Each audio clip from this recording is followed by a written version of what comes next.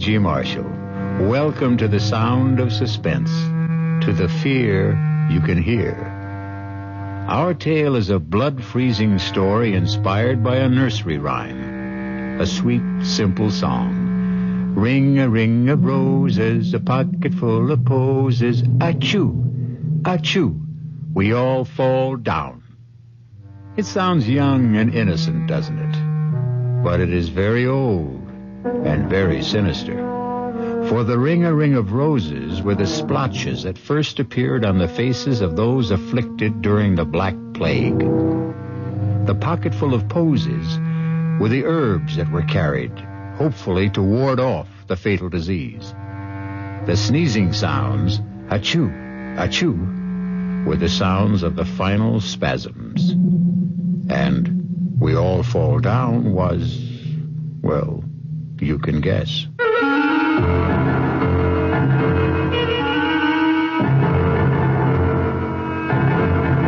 Our mystery drama, A Ring of Roses, was written especially for the Radio Mystery Theater by S.J. Wilson and stars Glynis O'Connor. I'll be back shortly with Act One.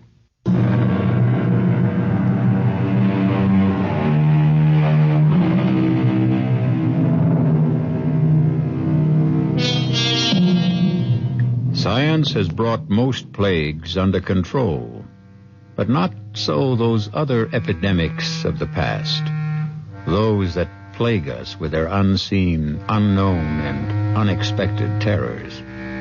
And such is the tale of terror you are about to hear. Draw close to the guttering candle, for you will receive no warmth from a ring of roses. You know, George, I've heard about this place so often from Helena. I'm just dying to see her home. And I'm anxious to meet your friend Helena. Oh, I'm sure you'll like her. But will she like me? Taking her best friend away from her.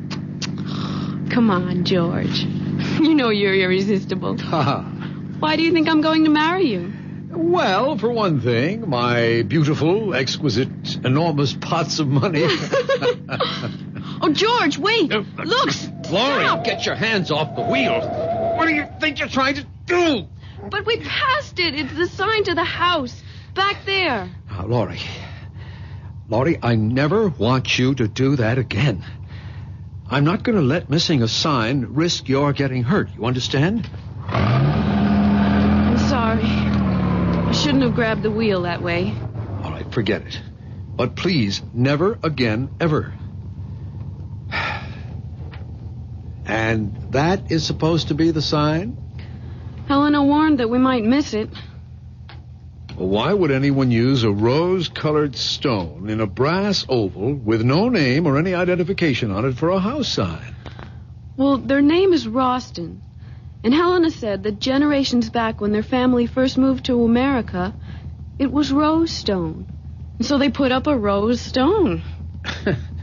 Well, if they want people to get that meaning from it, they either enjoy guessing games or, more likely, just want to keep themselves very, very private. Yes. Guess what? As you said, they are very private. Well, I got that impression before we got here. And I also have the feeling that they're not very friendly either. Oh, how can you say that? When Helena's mother especially invited us over because she personally wanted to give us our engagement gift. Yes, and that's pretty peculiar, too. How? How many showers, did your girlfriends give you? 4, right? No, 3. The last one was at dinner. All right, and Helena was invited to every one, but she... I know, George. She didn't turn up for any of them. You know, Laurie, I've never seen you so wound up. What's spinning around in that pretty head of yours? I don't know, but... Well, I am on edge. About what? I guess about meeting Helena's mother. You see, she's so strange. She seems so powerful and so terribly uncompromising. I was trying to change things for Helena, and then I let her down by becoming engaged to you. Well, now, don't tell me you weren't going to marry for poor Helena's sake. Well, at least not until she married first. We were going to share an apartment together in the city. You know what I'm going to do, Laurie? I am going to turn this car right around and head back to the city. This whole trip is more foolish than funny. Oh, no, George. Please don't. A pocket full of posies. Hey, Two, what's that? We all fall You hear something down. like singing? Ring a ring of roses. Let me open the window. A pocket full It's a woman of posies. singing that old Two, nursery rhyme. Two. We all fall down. But what's that snapping Ring a sound? It ring sounds of roses. like a piece of leather. It sounds like a whip. pocket full of posies. George, what are you doing? I'm getting out. Two. Something's happening here that I don't like. Don't open the door. Please don't. We'll go back if you want to. I'll be but right don't- back. Keep the window shut and the doors locked. No, don't leave me, George. I'm coming with you. Wait. Okay, but stay close to me. Ring a ring of roses. It seems to be coming from behind those hedges. You know, it could be just kids playing games. If that voice is coming from a kid, he's using a bullhorn. Let's stop here. We might see through the hedge. Please be careful. Holy Toledo! Look at that. Let me see. That man. The old man with the beard. He's trying to catch the girl with his whip. Well, she's teasing him. She's making fun of him. If he lands that wagon whip on her, he'll split her face open. Look at their clothes, George. They're dressed like settlers. Back in the early 1800s. Yeah. You know, they could be rehearsing a play. If they are, he's lost his mind in his part. That man's going wild with that whip. But she's provoking him. Why doesn't she stop? Hey! Hey, you there! What are you two doing? George, you shouldn't have done that. And who is it who is ordering me and questioning me? I am. Over here. That's a terrible thing you're doing. Oh, George, please don't go in there. They know we're here. We must meet them. That's a dangerous whip you're using. That young woman can be killed by it. I see by your clothes you are a stranger. And I can also see that you are a kind human who wishes no harm to come to another. But this wench is my daughter. And what I am doing is the true way to gain the obedience of a child who will stray. But what in heaven could she have done to deserve being whipped? I did no harm to no person or to him. I have broken no law of God or man. Strumpet, hold your witch's tongue. Believe me, young woman, when I tell you that she has the demon in her, playing and wenching with the young master who owns this land. While I'm out here working at clearing their forest lands, she's up there in the great house with her enticements and tricks and enchantments.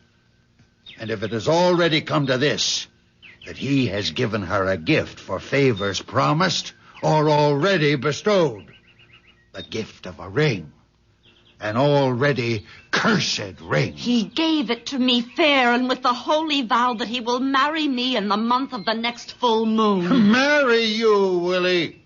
You who can half fare to read and write. You who are lower than his mother's kitchen scullion.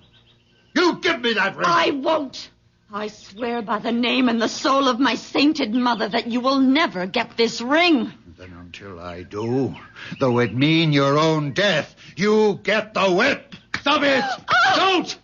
Why can't you be a little more reasonable? She may be telling you the truth. I am. I swear it on my dead mother's Bible I am. Well, then, if you are, why don't you give him the ring and let your young man personally tell your father of his plan? No, he'll do no thing like that. He'll bury the ring in some secret spot and drag me away before the fall of night. For he doesn't want me to marry to no one but to stay with him and clean and cook and wash for the rest of his devil life. As you can see, she's beyond talking of matters with sense and decency. She's been taken up with her planning and scheming to get away from me for the purpose of harlot's gain. And she hardly of marrying. I'll kill you. George! She has an axe! An axe! She's going to kill him! Stop! For God's sake, stop! Oh, George, I can't look!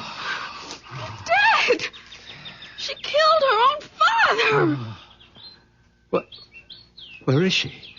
What happened to her? There she is. She's running away. Hey! Hey, come back! Come back! You can't get away! It's you who will never get away. The ring will circle you. George, don't try to catch her. She's like the wind. I'll never get my hands on her. She's almost in the forest. Come back! Come back! We're not going to hurt you! It's you who are going to be hurt. She's disappeared. Even before she got to the forest. But George, look what I found. It's the ring. She dropped the ring. Let me see it. You know what it's like? It's just like the road sign. It's the same shape. The same color stone. It's smaller, but it is just like the road sign. Rose-colored. George, we've got to get help. The police, someone. Where? Well, of course, the house. We've got to get to Helena's house. This ring so rosy, this ring so red. Does it belong to the living or the dead? We'll return shortly with Act 2. Is you alone? I don't want to disturb your mother. My dear, you're not disturbing me in the slightest. This room has no secrets. Its acoustics are incredible. I'm Helena's mother.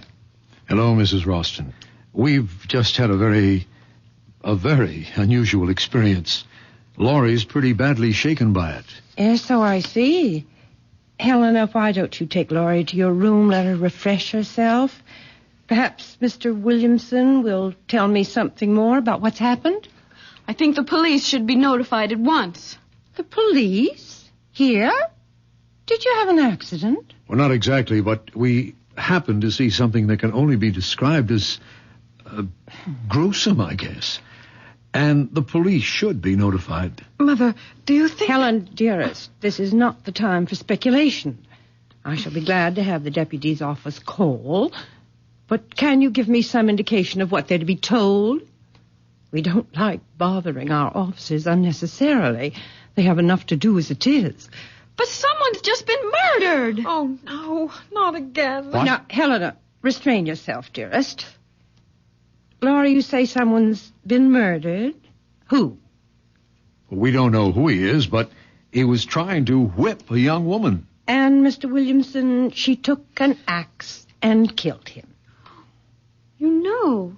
How could you? I was praying that it wouldn't happen to you. Oh, poor Laurie. Now, why don't you young people make yourselves comfortable? A glass of sherry might calm you. But, Mother, you told me that it would never happen again.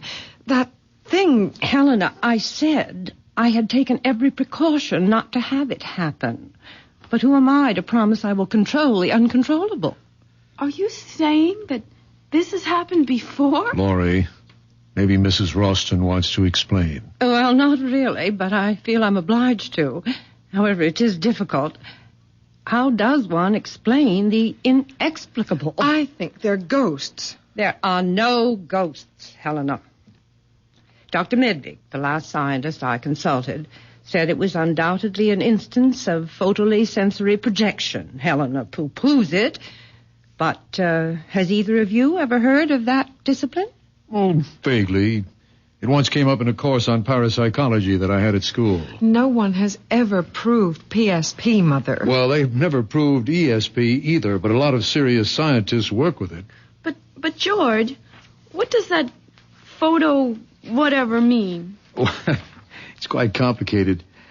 Photolysis is the means by which light can affect the arrangement of chlorophyll grains in leaves. Chlorophyll grains? Leaves? There's a man not more than a mile from here who's been murdered. Now, calm yourself, my child. There is no such man and no such daughter. This has happened before. I've seen it. Helena has. A very few close friends have. Unfortunately, you have too. Mr. Williamson, Do you think you'd still like to try an explanation of PSP? Well, it's spooky in a way. By that I mean the scientific explanation of it. You see, we're all supposed to give off certain light and heat waves. And what is it happens in the case of individuals who are emotionally stimulated, let us say, people in love? Well, the theory has it that people in a very intense emotional state give off more highly concentrated waves. Well, I just don't understand what chlorophyll and leaves and light waves have to do with a man being murdered. You see, it's tied up with photosynthesis. And scientists aren't sure how that process really works. But with the unusual intensity of light, the cells of chlorophyll rearrange themselves and are forced to give off some of the excess carbohydrates in which there is an unusual amount of stored energy. I'm not following this at all. My dear, Helena speaks of you as having the patience of a saint. So, if you'd like me to telephone the deputies, I suggest you give your fiancé a chance to finish. There isn't much more, Laurie. Just at the openings in the leaves, they're called stomates, tend to react like projectors. And through the magnification of additional oxygen are supposed to be able to relay an episode they once absorbed when they were in the receptive state, like film. Are you talking about something like motion picture film? Yes, Laurie, but he means something like a projector with a memory. A memory of blood in this case. Well, it happens that chlorophyll is very much like hemoglobia, except that it contains magnesium instead of the iron found in blood. Are you saying that what we saw was a motion picture? Nothing more? Well, essentially, that's it. But when and where the original was recorded, we have no idea. But there's a building. There's a cabin out there. And there's a man's body bleeding. Why don't you go and see for yourself if you don't believe us? No, Laurie, there's nothing there. Helena, you too? Yes, as Mother said, I've seen it. Others have too. Around here, they call it the Enchanted Forest. But if you go out there again, you won't find a cabin or a man. Nothing. The police know all about it. They'll come and you'll just feel foolish. I don't know what to think. It all seemed so real. Well, now, why don't we come back to the present and the truly real? Because I have the real pleasure of giving you our gift to celebrate your engagement.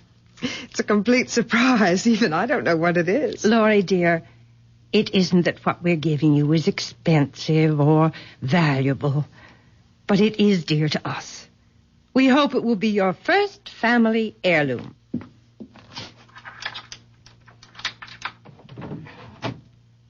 Here it is. No pretty wrapping, but it seems too lovely a box to cover with silly paper. Mother, I've never seen that box before. Well, now, isn't it nice that I can still have some surprises for you? That's a great-looking box, Mrs. Ralston. Those are roses painted on ivory, aren't they? Oh, it's so beautiful. I feel as if I'm depriving you of something very special if I accepted it. Oh, no. Please, take it. It's little enough, and you know what I think that box would be perfect for? It already has its purpose, dear. What I was going to say was that it would be the perfect place to keep a lock of your first baby's hair. Wouldn't it? And I'm afraid it's going to stay empty for some time. Oh, George, we don't know that. Not yet. We will have to find you another container for that when the time comes. This box already has its occupant. You mean there's something inside? Well, look and see. Well, go ahead, Laurie. My heart's beating so loudly. She's been like that all day, so excited. Darling, do you want me to open it? No, I'm all right. Just let me take a deep breath. Oh, no. Hey, that's the same... Laurie? What's wrong? Mother? Oh, she's music! Give me the box, Laurie. And inside! Oh, the ring! Oh, I've got her. Put her on the couch. Yes. Laurie? Mother, do something. Don't just stand there. Helena, control yourself and get some water. Oh, Laurie, my poor Laurie. Wake up. Laurie, come out of it, honey. Darling. She's trying to open her eyes. Slowly, Laurie. It's me, George. Oh, who? What happened? You just passed out for a moment. Here, give her this water. Here, honey. Sip this slowly. Oh, I don't need it. But did I really see it? See what? The ring. Yes, I've got it. What ring? This ring. The same one. With the rose-colored stone. Mother, how dare you? That's mine. You know what that ring means to me. Oh, please take the thing away. I don't want to look at it. Don't worry, you won't have to. Here, Mrs. Ralston, take it back. And I hope it isn't a sample of your sense of humor. Just one moment, Mr. Williamson. I don't particularly appreciate your tone or your attitude. What do you mean by my sense of humor?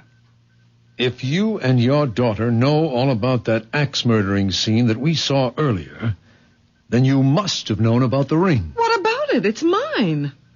That ring. It's just like that road sign you have on the highway. Yes, the sign was copied from the design of the ring. It's been our family hallmark, so to speak, for generations. Is that why the girl who killed her father did it? Because of that ring? What do you mean? She had it. She teased him with it while she sang that song. That same nursery rhyme in the box. Oh, no. That couldn't be. That's my ring. She couldn't have had it. Are you too sure you saw this ring? Well, that girl in the field. She dropped it when she ran away. Then where is it now? Well, George, you had it. What? You sure? I thought you put it into your purse. Well, I'll look. Well, it isn't in any of my pockets. No, and it's not here in my purse. How could it be? There is only one ring, this ring. It's been in the Ralston family for generations. It was brought here by a Ralston early in the 18th century. And it has always belonged to the oldest child in each family. In which case it would be your daughter's, since you are a Ralston by marriage. Yes, that would be so if it were true. You're not going to tell them? Well, why not? It's time that silly cloud you've been hiding behind was blown away. Don't, Mother. Please, I beg you, don't. Nonsense. I am a Ralston. That ring belongs to me. Helena's father died in the Southeast Asian War. Shot down even before he knew I was going to have a child. Mother, I hate you for this. I hate you. Helena, don't say that to your own mother. Why not? She's hated me ever since she learned that her father and I had never married. Imagine that in this day. A girl making such a fuss about legitimacy. Stop it, Mother, please. We don't have to hear any more, Mrs. Oh, Ralston. yes, you do. George, can't we get out of here quickly? You can go whenever you like, Miss Thornton. But out of your friendship for Helena, you must take that ring with you. No, I couldn't. I won't let her. Give it to me. Helena, what are you doing? The ring, she tore it out of my hand. I've got it, and no one will ever get it from me. Let her go. She'll be back. And with the ring. She knows it's wrong for her to have taken it. Eventually, the ring must come to you, Laurie. We don't want it. But it will come to you. It can do you no harm. It's a silly superstition, but only Ralstons are supposed to be vulnerable to the ring. And, Laurie, if you are Helena's friend, as you say you are, you will take it. But she wants it. She insists that it stay hers. Only as an excuse. But what sort of an excuse could the ring give her? The excuse not to marry. And why not? She considers herself fated, ill-starred, if you will. You see, at one time, the superstition arose that if the firstborn was female, the ring would prevent her from marrying. It's high time that ring is out of Ralston hands. Why don't you just throw it away? What with Helena carrying on as if possessed? Well, we just do not want it. I'm sorry, but we must get back to the city. Yes, it's a long drive, and we'd like to make it before dark. I regret this has turned out to be so unpleasant. But then perhaps it couldn't have been avoided. Perhaps. But it's over now. George, let's go.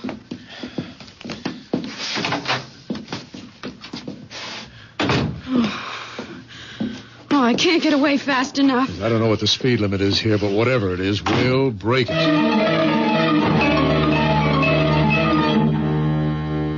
Helena, I order you to come out of your room at once. At once. Mother, don't hurt her. She is my only friend. The only friend I have in the whole world.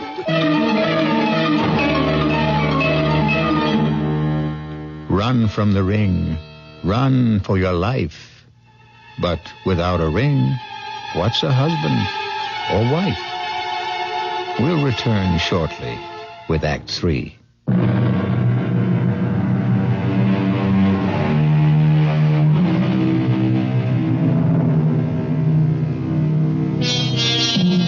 Let us try and penetrate the shrouding darkness of the final act of A Ring of Roses. Laurie and George have been plunged into a strange, unreal experience. As the twilight lowers over the countryside, they are fleeing from the Rostons, the malevolent nursery rhyme, the flashing axe, the avenging curse, the fatal ring. What can flight outrace those forces of evil? That woman, that Mrs. Roston, she's monstrous. Oh, I'm so sorry for Helena. Yeah, well, I didn't see any halos around her head either. Yeah, but just imagine having to live with that mother. Why did she have to tell Helena that she and her father had never married? Do you believe it? Well, why would she lie about something that important? Maybe out of just plain malice. Or what? it just occurred to me, couldn't she have invented that story about the curse the ring puts on firstborn Roston girls? Well, to what end? Simple. It'd be a guarantee that she'd never be alone. That she could hold on to her daughter for life. Like the woodcutter. Oh, don't remind me of him. Anyway, I can't see how the ring and whatever it's supposed to do fits. Well, if she made up the business about fate keeping her from marrying Helena's father, now wouldn't that be a kind of evidence, proof for Helena that the curse was real? Well, then why would she give us the ring? Well, I'm only guessing, but couldn't it have been Mrs. Roston's way of telling her daughter that she wouldn't marry even if the ring was off the premises, so to speak? But, George, whatever we think of Mrs. Roston, she's still a mother. And what mother would sentence her daughter to a lifetime of misery? Huh? Look, I'm sorry I got you into this mess.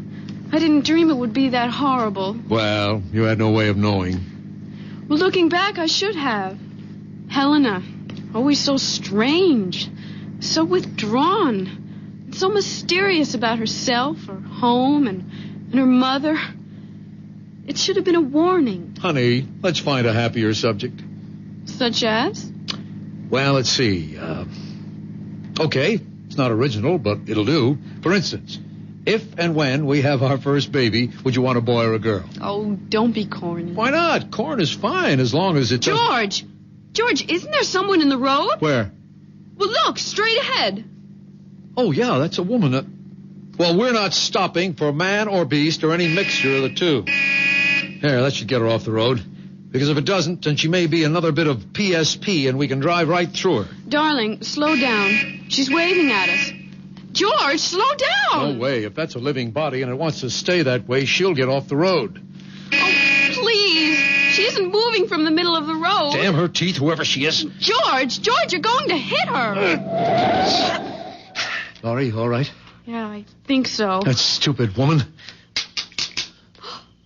It's Helena. Yeah. Well, just wave goodbye and we'll get going. Laurie, please, I must speak to you. Tell her you'll phone her on Halloween.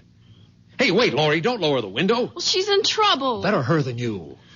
There can't be any danger in finding out what she wants. Haven't you been through enough? Helena, we're in a hurry. Telephone Laurie tomorrow. No, don't go, please. Let me explain. George, I don't have the heart Wait a minute. Are you sure that's Helena? Well, of course. Her face, it looks so strange. Well, what's strange about her face? Look at her eyes. They're washed out. They're sunken as if she's taken some kind of drug. That's probably because she's been crying. I'm lowering the window. And you're also raising my temper. Well, what do you want me to do? Just wave goodbye and we'll get going. Oh, she's gone to the front of the car now, George. Oh, she does look dreadful. Why not? She is dreadful. I've got to find out what she wants. Just 1 minute. Let me talk to her for just only 1 minute. Okay. 60 seconds. But don't lower the window more than an inch. Helena? Helena, over here. Now, what is it? Oh, thank you, Laurie. If you only knew how miserable I am about what happened today. It was all my fault. You don't have to apologize. It wasn't anybody's fault. Mother had only the best intentions in giving you the ring. Sure she did. Nothing like unloading something on a couple of strangers that isn't yours to give away. But the ring does belong to her mother. Only to be given to her child, which excludes you. Well, that's true, but you see, after me, there won't be any Rostons. But you will marry Helena. Just wait and see. I doubt it. And even if I did, my children won't be Rostons. Helena, this has been the weirdest day in my life. Now, frankly, the sooner we get away from here, the better off we'll feel. Just one more thing. Prove to me that you are still my friend, and please, take the ring. No, Helena. Thank you, but I couldn't. Absolutely not. Helena, why don't you just throw that ring away somewhere? I can't. I'm not allowed to. It has to be given to a Roston or to the person closest and dearest to me. But how could you expect me to take it? Every time I'd look at it, I would remember that terrible scene in the woods. I swear, the ring has nothing to do with what happened out there. It never has before. This is the first time. And it'll be the last for us. Okay, Helena, stand away from the car. I'm backing out. Laurie, if you don't take the ring, I'll die. I know I'll die. You won't die, Helena. Why should you? Because it will mean that I've lost my only friend and that I'll have no one to turn to, and I'll be stuck here in this prison with my mother. And she'll never let me go. Never. So long, Helena. If I return to the house with the ring, my mother will do something terrible. If you don't take the ring, I'll throw myself in front of the car. I don't care anymore. I don't care. Helena, give me the ring. Oh, you mean you will take it? Oh, Laurie, you've made me so happy. I'm indebted to you forever. Forever.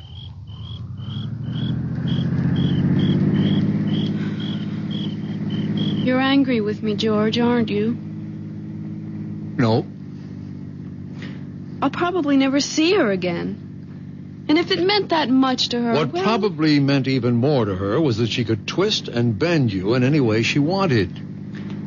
Well, in a way, it was her last hope of getting out of that house. That's why I finally took the ring. Actually, what harm could it do? I don't know, Laurie, except that anything connected with the Rostons seems dangerous. That's because the Rostons are difficult to understand or explain. Well, that may be. But while we might never get to the bottom of that axe job in the woods, there must be a key somewhere to the Rostons. After all, they're not ghosts or optical illusions. They're people, living, breathing humans. Still, for all we know about them, they're just as haunted as that phantom woodcutter and his crazy daughter.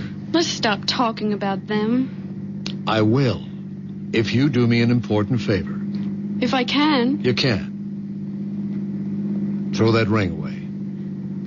You mean now? Right this second. Open the window and throw it out. But why? Honey, I consider it a special favor to me if you got rid of that ring. Well, I have no intention of keeping it.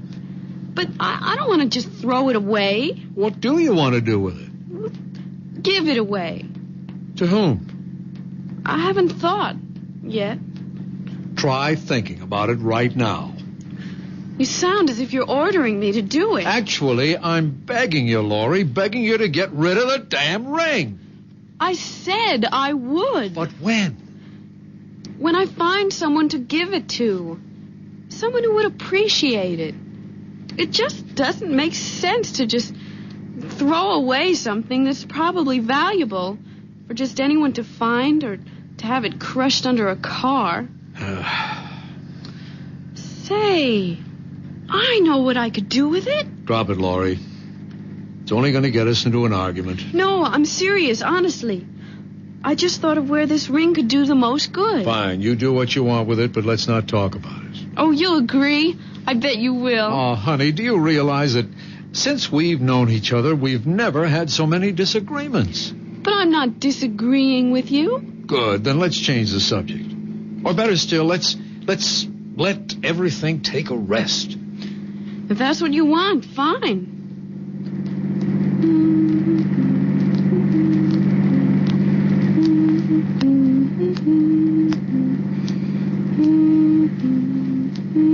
Laurie, what are you doing? Nothing. Laurie, what are you doing with that ring? Nothing, I said. Besides, you don't want to talk about it. Why are you wearing it? I was playing with it. I just wanted to see if it fit. Will you please take it off? What are you getting so excited about? That ring, if you can't throw it away, at least put it away. You're getting awfully bossy, George. You're doing it only to get a rise out of me. You can forget about it. Because I'm going to give it to that thrift shop around the corner from where I live. Great idea. Now, please take it off. All right. Anything for some peace. Hey, that's funny. What is? The ring's stuck. I'll get it off. You shouldn't have put it on if it was too small. But it wasn't. In fact, it felt too big. Isn't that strange? I can't even twist it. Get the flashlight out of the glove compartment. Now turn it on and hold your finger under the light. There, can you see it? Your finger doesn't look swollen. No, it isn't swollen. But the ring won't budge. George, do you hear something? Hear what? That voice. The singing. Don't you hear it? No, I don't. Wait. Yes, I do. It's that song. Where's it coming from? I don't know. It seems to be surrounding us. I'll turn the bright lights on. You keep trying to get that ring off. I am trying, but it's as if it's cemented to my finger. And that singing. It's the same as the girls in the forest. Get rid of the flash and give me your hand. What for? Maybe I can get it off. Well, you can't. You're driving. There's no traffic, Laurie. I can manage the wheel with one hand. Why don't we wait till we get to a gas station? Then I can get it off with a little soap. Come on, give me your hand. All right. No, wait. I can't. Why not? Oh, I just can't, George. Laurie, you were about to drive me out of my head. Why can't you give me your hand? Because I remembered something. What, for heaven's sake? What, Laurie? Well, what Helena said back there. When she wanted me to take the ring. She said a lot of hysterical things. That if she couldn't give the ring to a Roston, it would have to be to a person nearest and dearest to her. Oh, Helena's all whacked up. Now give me your hand, Laurie. But what if it's true? Oh, that voice, that terrible voice. Why doesn't it stop? Laurie, please give me your hand. No. Because if you can get it off, then you'll be stuck with it. Who cares? I don't want anything to happen to you. Not for anything. George, look straight ahead. Oh, it's them, the two of them, the old man and the girl. He's got an axe. I'm stopping the car.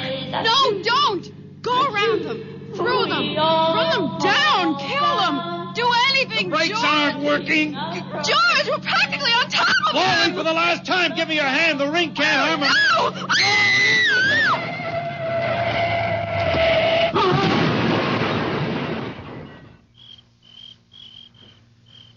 Laurie, are you all right? It was a tree we hit. Only a tree, Laurie. You hear me? It was only a tree. Laurie, the ring. The ring. What did you do? It's not on your finger. finger. Good Lord. She's dead.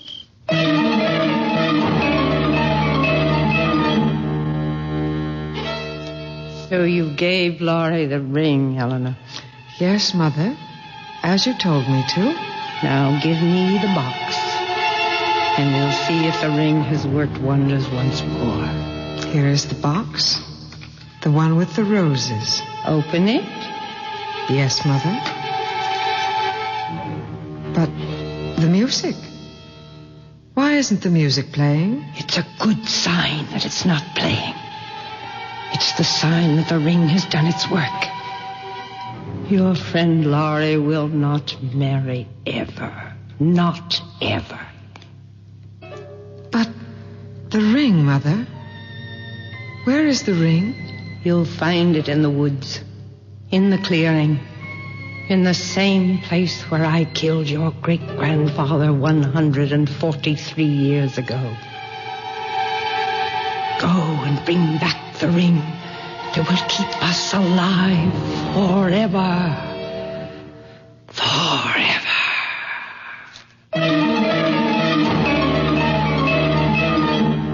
Forever, you ghosts. Forever you sing. But your death is as forever as your grim, rosy ring. I'll be back shortly.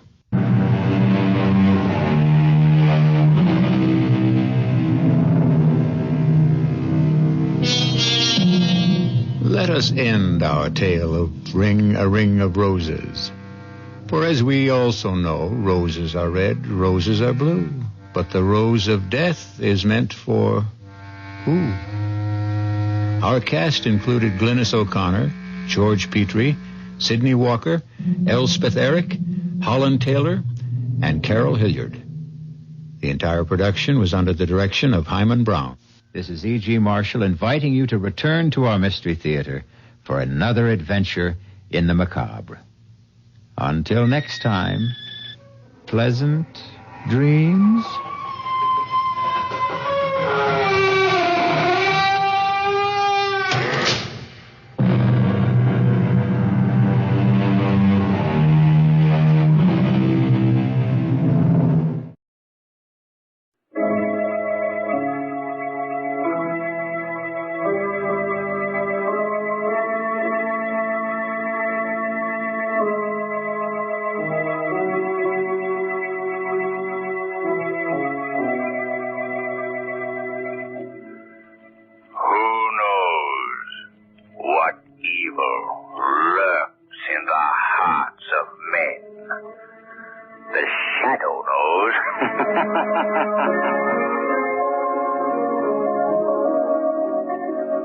The thrilling adventures of the Shadow are on the air, brought to you each week by the Blue Coal Dealers of America.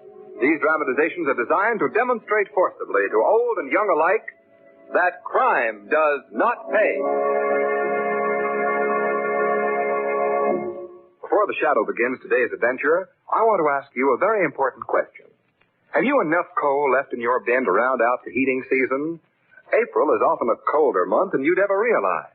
So if your bin is getting low, play safe. Take my tip and try a ton of blue coal. It will give you a steady flow of clean, radiant, healthful warmth that will enable you to wind up this winter season comfortably and economically as well. Phone your neighborhood blue coal dealer tomorrow, won't you?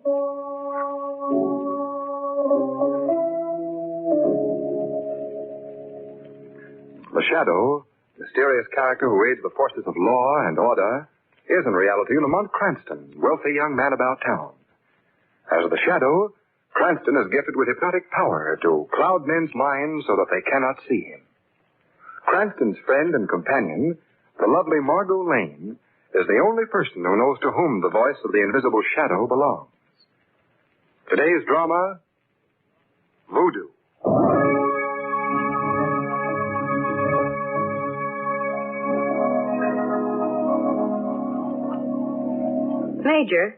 Major Spire, tell me, just what is a hero? Well, Margot, I'm afraid that I have never been able to answer that question to my own satisfaction. But you've seen so many men under fire. Yes, I know.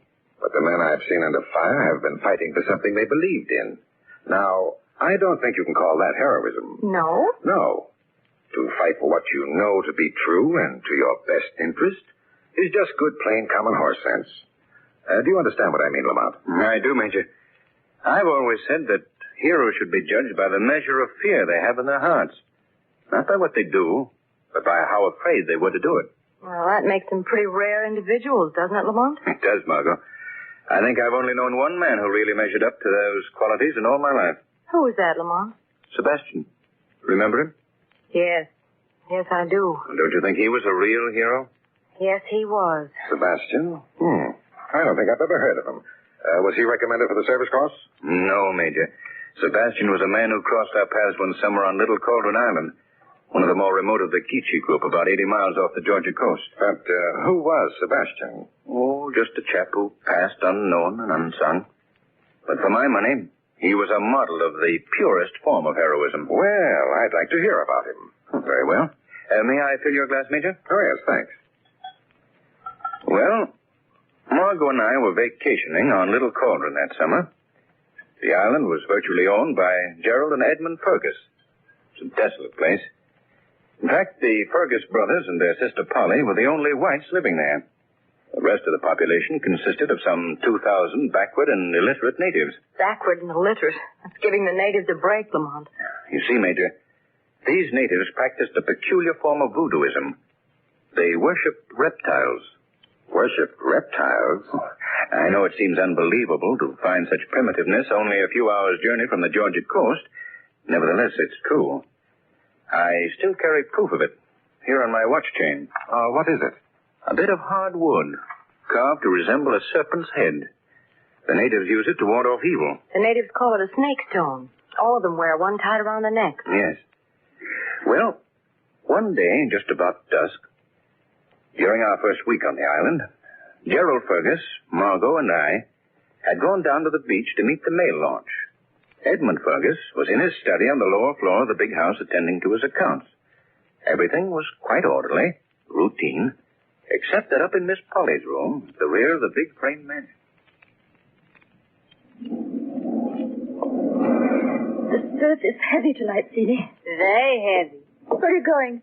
Downstairs, Miss Polly. Oh, well, wait until I've finished dressing, please. Tonight, night of dance Congo.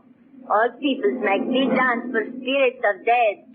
Cine, go now. Oh, no, please don't go.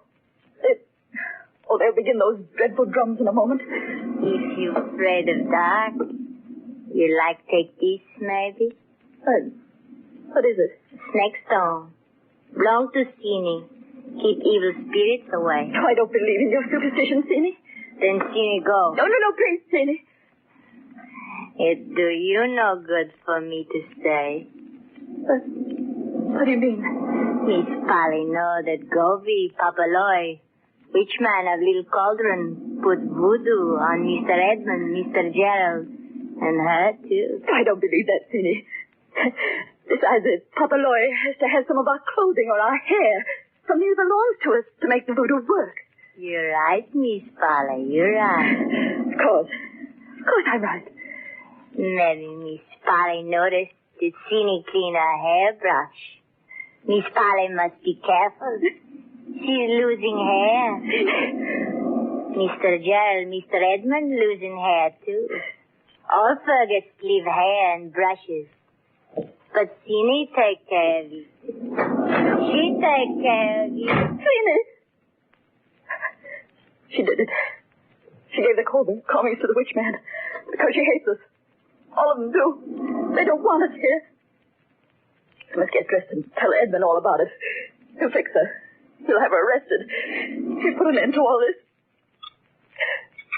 What was that? It was outside that window. Oh, Tava. Who's there? I can see someone. Who is it? Tell me. Tell me. Why?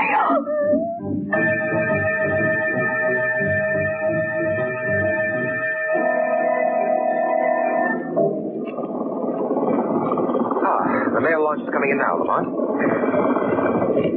Hello there, Mr. Fergus. Hello, Norton. I can't come in any closer.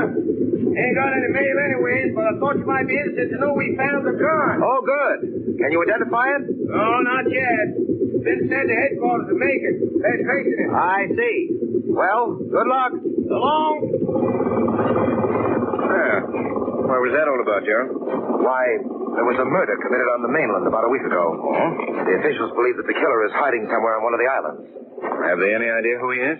Yes, more or less. They suspect a man named Sebastian.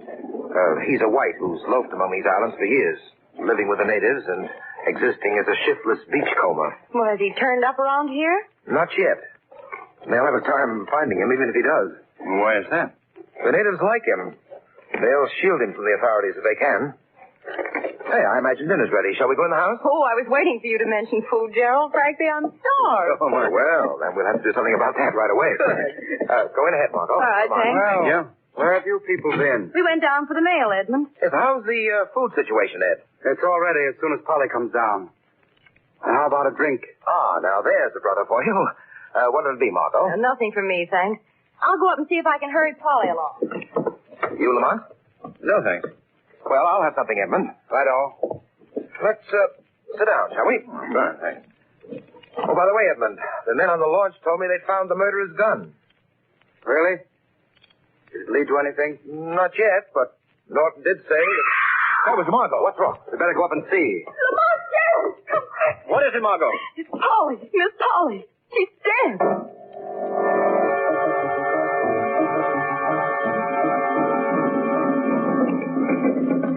Don't you think we ought to notify the police, Edmund? Wouldn't do any good tonight, Lamont. The mainland is 80 miles away. But, Edmund, something horrible happened to your sister. She died of fright, I know. I've seen such cases before. The same contorted, twisted face. I'm aware of that, Lamont. Then whatever or whoever it was is still at large. Perhaps planning even now to carry on his work. Quite possibly. Well, then why don't you let Lamont go to the mainland and get the police? Because we're confronted with an even greater danger, a more immediate peril that we must all face together. What do you mean? Those drums. Part of a native ceremony. What do they have to do with your sister's death? A great deal. The natives have always hated our entire family. They believe that they have succeeded in putting a voodoo curse on us. You mean because of your sister's death? Yes. When they hear of it, which they probably have already from our servant, Sini, they will come here to the house, all of them. Why? Why? To demand my sister's corpse. Why, that's fantastic. I know. But their belief is that a dead person should be prepared for burial immediately. Else a terrible calamity will occur. But we can't let them do that. What can be done to stop them? Well, I have several guns upstairs. I don't know what good they'll do against terrific odds, but I can get them anyway. Well, yes, by all means do. Gerald, what's happened? Sini is leading them here. I'll get the guns at once. They've heard about Polly's death. They believe that they are voodoo causes. They're coming here. Oh, Edmund, he's falling down the stairs. Edmund, what's wrong? Come on, you.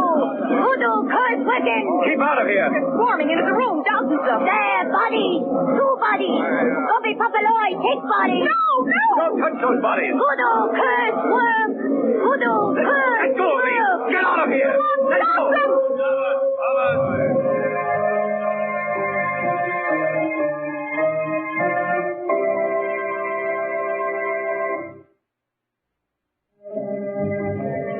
Well, it's almost morning. There's been no let-up in that infernal chanting. Gerald, what will they do with the bodies when daylight comes? Lay them out in a clearing on a bier of twigs and leaves. They'll be kept that way until nightfall. Then they'll lower them into graves. Oh. Do you think we should wake Lamont? No, let him sleep. He must be exhausted. Gerald, this voodooism, how does it work? Why, it's supposed to be a psychological thing, Margot. The victim presumably works the curse out on himself by dreading it. This brings on his undoing. But how does a person know when he's been selected as a victim? Well, there are many ways, Margot. I have one of them here in my pocket. It consists of 3 tiny dolls. Dolls? Yes. They're presumably the images of Polly, Edmund, and me. I found them in Sini's room. The replicas of my brother and sister are both stuck with pins. Why is that? Well, it's one of the methods used by the natives to cause death. But the image of you was untouched. Yes, fortunately. Here, I'll show them to you. You see? This is Polly. This is Edmund. And this is... Why, my image now has pins in it, too. Yes. Yes, they all have. I don't understand. How did it happen? Gerald, you're not going to believe in this thing, too, are you? Margot, there's something I think you should know. Yes, Gerald. You said there's something you think I should know. Gerald? Oh, poor boy's fallen asleep, too, I guess. Gerald? Gerald? Margot. Gerald! What is it? What did you call her? Lamont, it's Gerald. Something's happened to him. What? Gerald? Come on, old boy. Gerald. Lamont. Is he dead? I'm afraid so, Margot. Who are you? What are you doing here? I'm called Sebastian. The killer. The missing killer. Tell me quickly. Who are the natives holding funeral rites for? Edmund Fergus and his sister Polly. They died earlier this evening. I see. It's almost dawn. Why have you come here? You, an escaped murderer? Listen, I don't know what you heard about me. I didn't kill that man on the mainland. You've been suspected of the crime? Edmund Fergus put the police on my trail. He did this because he himself was the murderer. How can you say that? I saw him do it. He knows that I saw him. That's why he accused me. Edmund is a dangerous man. He's mad, I tell you. Mad. Edmund Fergus is dead. You know that. You know that your accusations can never be challenged. Edmund Fergus is not dead.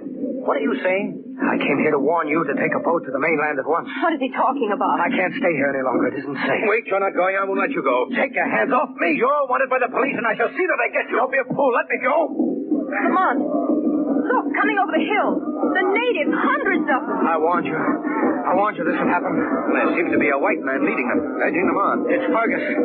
Edmund Fergus. He's right, Lamont. It is Edmund. He's alive. Yes, I see him now. Oh! Quiet. He's shouting something to them. Follow me! Follow your God who has returned from the grave. How do you believe what I told you? He was right, Lamont. I must go. They can't find me here. You must kill my enemy. That happens to be us, my friend. So I have to go. Good luck. Wait. He's gone, Margot. Stand close to me, darling. They're coming. They're coming.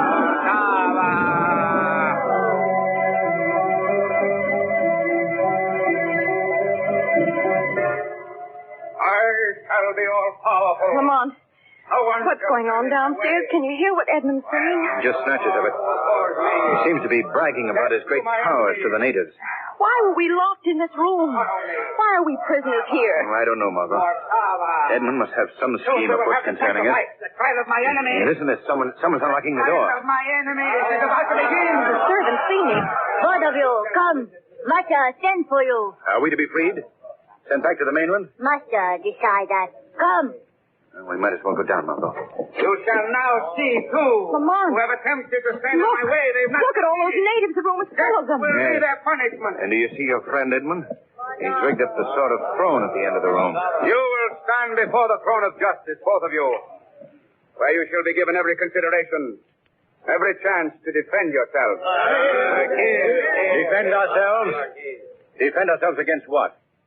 What have we done? You have broken the laws of the island. He's mad, Lamont, mad. Yes, but not so mad that he didn't know what he was doing when he murdered his own sister and brother. What are you saying? You know that's true, Edmund.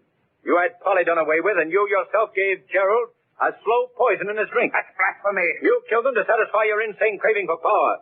You wish the natives to believe in your supernatural resurrection. Enough. I've heard enough. You killed your brother and sister to save your own neck. Deny that if you can. Take them away. Take them away, both of them. Obey when your God speaks to you. Take them to the ceremonial ground. Place them under guard in one of the huts. Tomorrow at dawn, they shall die.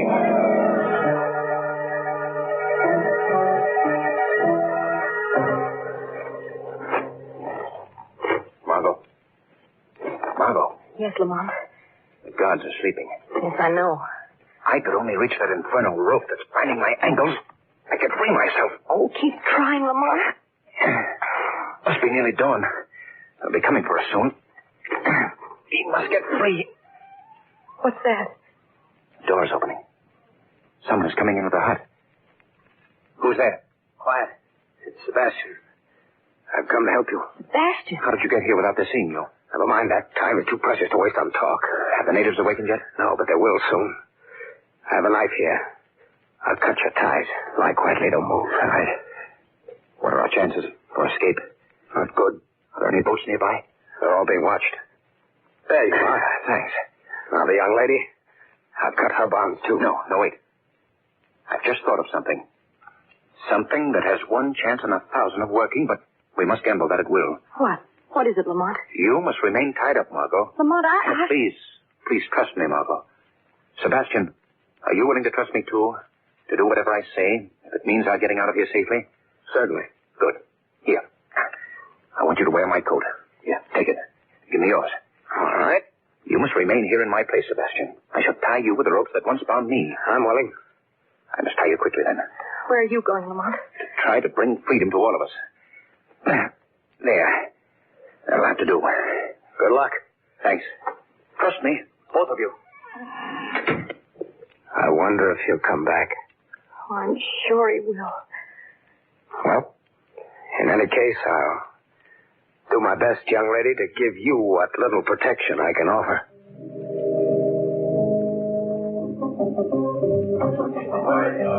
Oh, listen to them. That frenzied cry. Courage, young lady, courage. Where is Lamont? Why doesn't he come? There's still time. Have faith. Bring them here. Bring them to the stake. Master orders. Obey him. Let go of me. Come. No, you can't do this. Edmund, listen to me. These savages obey your command.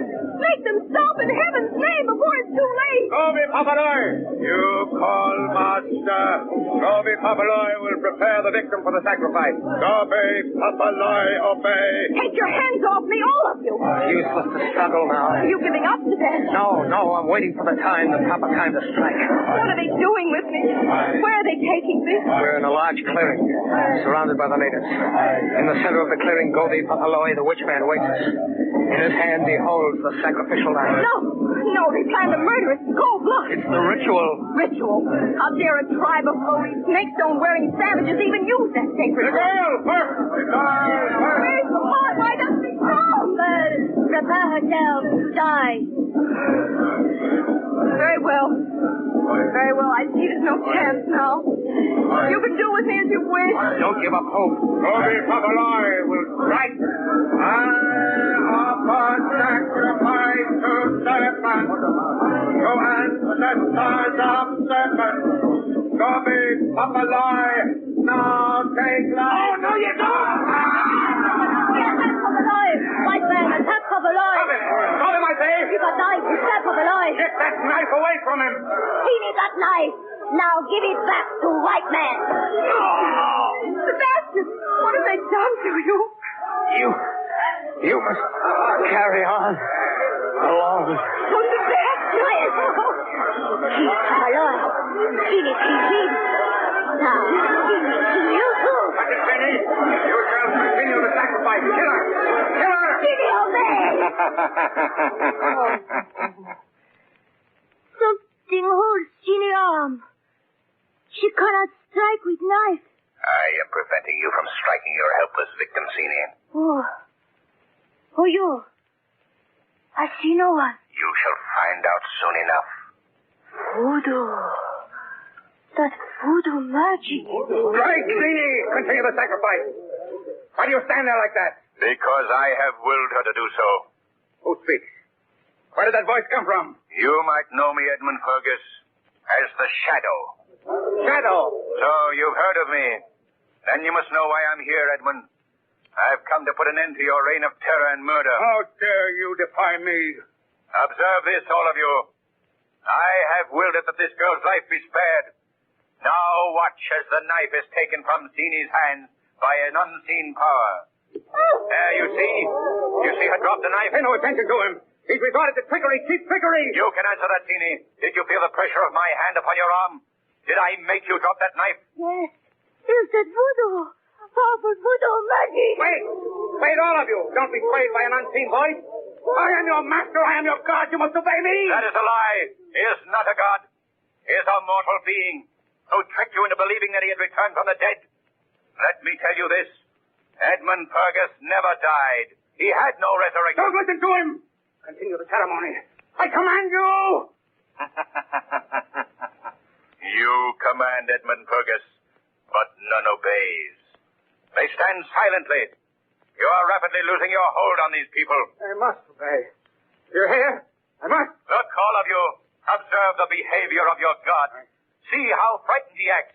He's afraid of you. He's afraid of what you'll do to him. No. How? If he were a god, why didn't he prevent the death of your witch man, Gobi Papaloy? Why doesn't he stop me now from telling you these things? Oh, wait, don't listen to him. There is blood on his hands, much blood. The blood of your people and his. Keep away from me. Turn back, all of you. Margot, run quickly to the beach. Yes. Don't come any nearer. Your power is now in Fergus. These people have marked you out. Keep away.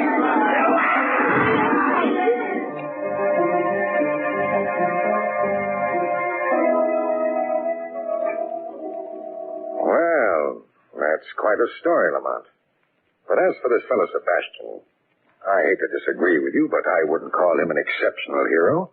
After all, he did what any other white man would have done in the same situation. Not exactly, Major. You see, when the natives prepared to burn the remains of Sebastian, tied around his neck, they found a snake stone. You mean he believed in voodoo? Completely. He was a member of the cult, Major. Then he must have believed that in killing the witch man, he was dooming himself to eternal damnation. I'm sure that he did. Yet he killed him anyway. I wonder how he ever brought himself to do it.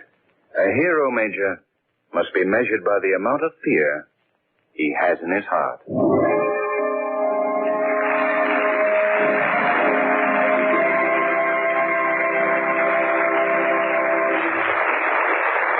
And now, fresh from the records of the New York General Sessions Court, we bring you conclusive proof that crime does not pay. New York City, January 14th. Jerome Reuben Lewis forges check for $18.60. Crime, forgery in the second degree. New York City, March 20th. Jerome Reuben Lewis sentenced to from 5 to 10 years in state's prison. The weed of crime bears bitter fruit. Crime does not pay. The shadow knows.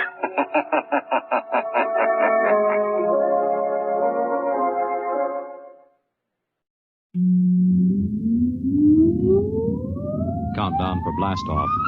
X minus 5, 4, 3, 2, X minus 1, fire.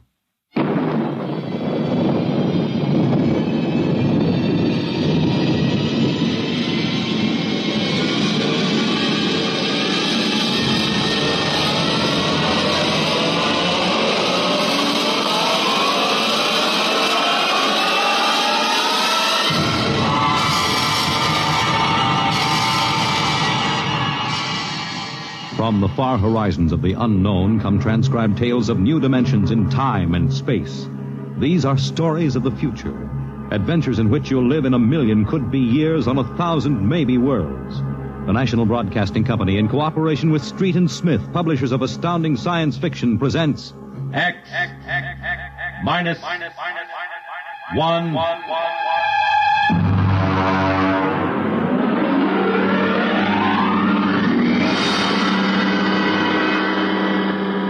Tonight's story, Dr. Grimshaw's Sanitarium.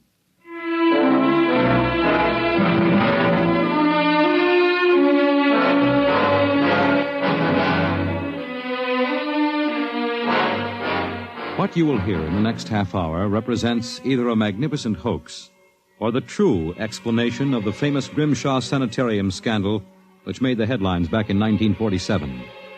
The manuscript upon which this account is based was removed by the New York State Police from a fountain pen cover found in the doorway to Dr. Grimshaw's study. We offer this manuscript as evidence only.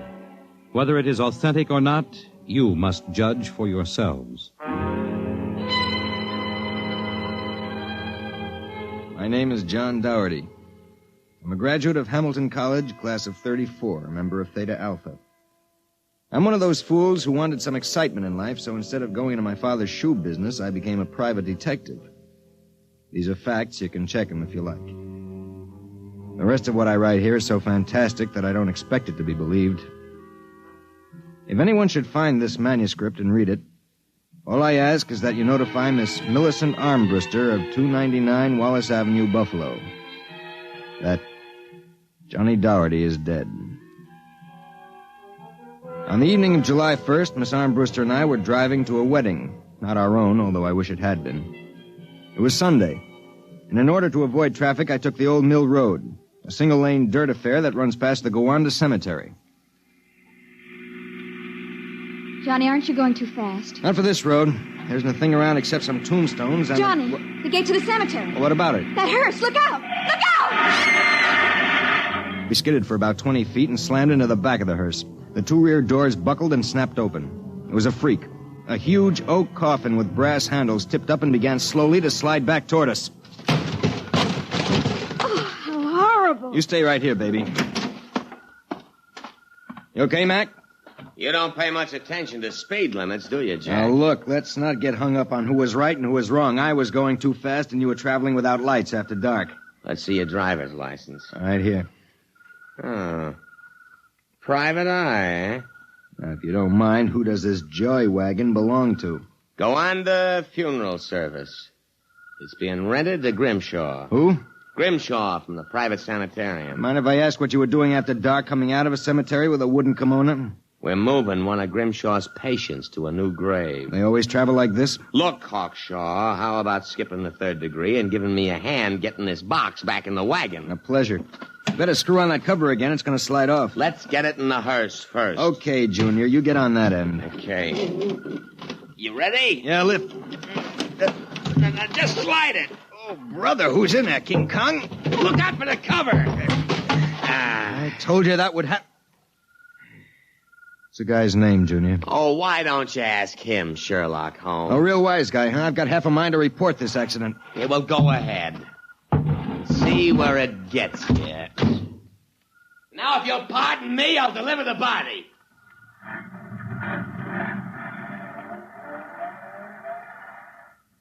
Everything all right, Johnny? I thought so until a few seconds ago. Listen, Millie, can you sit here in the car for another 5 minutes? Where are you going? For a stroll through the cemetery. Oh, Johnny, stop making jokes. When we lifted that coffin back on the meat wagon, I got a good look inside it. Ugh. Yeah, exactly how I felt. I figured we'd knock the stuffing out of the corpse, only I didn't expect the stuffing to be sand. What? Yes. That wasn't a body, that was a dummy stuffed with sand, a dummy with a wax face. Johnny! Which brings up an interesting question. Who's supposed to be in that box, and, just where is the dead man spending his time?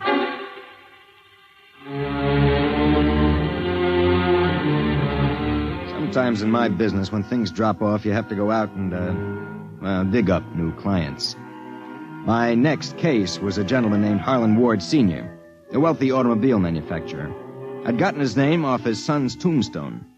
Are you trying to tell me, Dougherty, that my son Harlan was never buried at Gowanda Cemetery? Exactly, Mr. Ward. But why? Maybe if you'll tell me the circumstances surrounding your son's death, I can help answer that. My son was a rather impetuous young man. Tall, good-looking. After his graduation from Princeton, he began drinking quite heavily. After he got into a couple of scrapes, we sent him to Dr. Grimshaw's sanitarium in the hopes that he could be cured. While my wife and I were in Europe, we received word that he died, buried at Gowanda in our absence. Last week, my wife and I decided to have his body removed to the family vault here at Short Hills. How'd your son die? Suicide. You never saw the body? No. We couldn't get back from Europe in time. Now you tell me that his coffin contains a dummy. How do I know this whole thing isn't a plan to fleece me? You don't. But you're a rich man, Mr. Ward, and you're perfectly willing to take a chance that I'm on the level, and that your son may still be alive. You sound very sure of yourself, Mr. Dougherty. My fee is a $2,000 retainer plus expenses. What sort of expenses? However much it costs to take the cure at Dr. Grimshaw's sanitarium.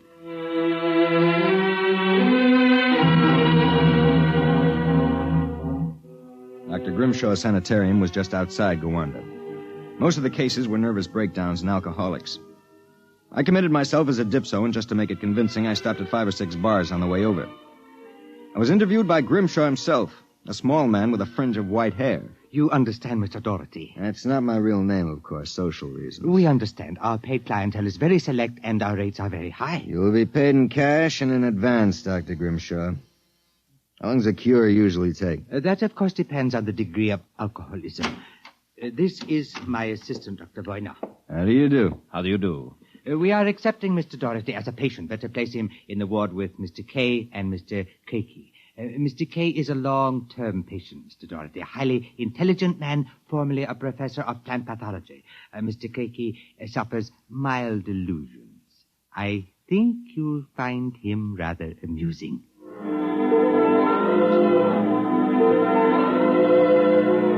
After about 3 days, my roommates Arthur Kay and Crakey got used to me, and we even began to play three-handed bridge. Kay was a chronic dope addict, an intelligent, sensitive man. Crakey was nothing but a clown. He kept a big black cat named the Professor, which he talked to as if it were human. And so I said to her, "My dear Countess, if you don't like the company of my cat, then you don't like me." She looked at me as if I were insane. But of course the joke was on her because I was. Professor? The professor is very sociable. Excellent company. Except when he kills birds and deposits them in your bed. He's nothing but a feline murderer as far as I'm concerned. See? You have insulted him, Mr. K. Come here, Professor. Let's make friends. How about giving me your paw? Oh! Scratched me, you black devil. You insulted him. You hurt his feelings. Well, just keep him away from me. It will be a pleasure. I would advise you not to insult him again. Good afternoon and evening. Is he always as nuts as that? Ever since I've been here. What's his problem? Manic depressive. And a little paranoid, too. How long have you been here, Arthur? At Grimshaw's 2 years. I left for a while, but I couldn't stay away from the junk, so I committed myself again. Did you, happen to know a patient here named Harlan Ward? Why do you ask that? Did you know him? I met him socially a few times. I understand he died here. So the newspapers said. I wouldn't know. Suicide, wasn't it? Was it? You're being pretty careful, aren't you? Mr. Doherty, what would you say if I were to tell you that I don't believe Harlan Ward is dead? What makes you so certain? He used to share this room with us. He slept in the same bed you now use. I see. He was an alcoholic, doing quite well, too, from what I could observe. We all expected him to go home soon. Then one evening he had a violent fight with Crakey. Crakey accused him of snooping or something. Later that night, Grimshaw and Boyner took him out. Where? Where they take all the special treatment cases to the charity clinic. It's that small building on the other side of the stone wall. A few days later, we read about his death. Suicide, they said. Just what makes you think he's still alive, Arthur? This. About a month ago, I was in the garden next to the wall that separates us from the charity clinic. Suddenly, I thought I heard a sound, like a child whimpering.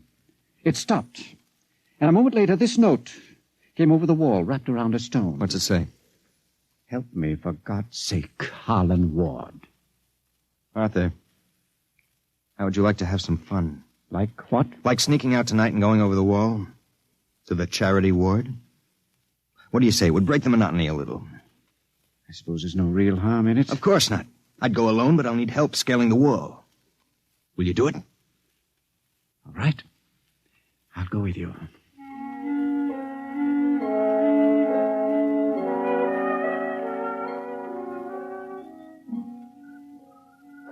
Up. All clear. Give me your hand and I'll lift you. Be careful when you drop. Ready? Go ahead.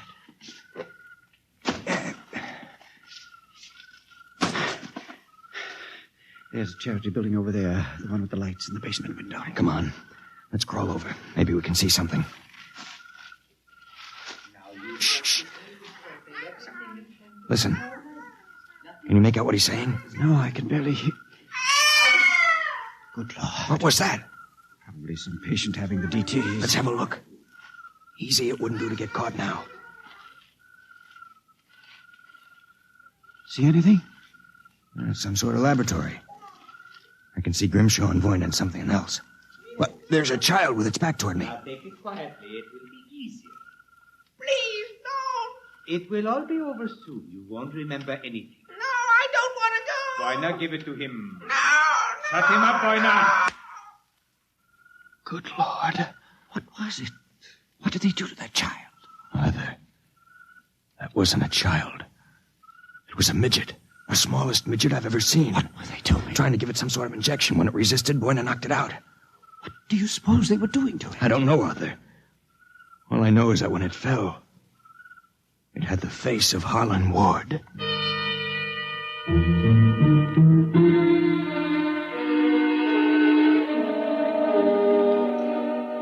All the way back to our room, my brain was working like some frantic pinball machine. Only the score somehow wouldn't add up.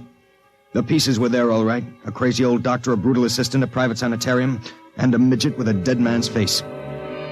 I thought that when I got back to our room, I'd have some time to think about it. I'd forgotten about our friend, the happiness boy, Count Crakey. So, I caught you. Fine, you've caught us. Now how about crawling back into the woodwork like a good little count? Where were you? Mink hunting. Arthur and I like to go mink hunting at night. You make fun of Count Crakey?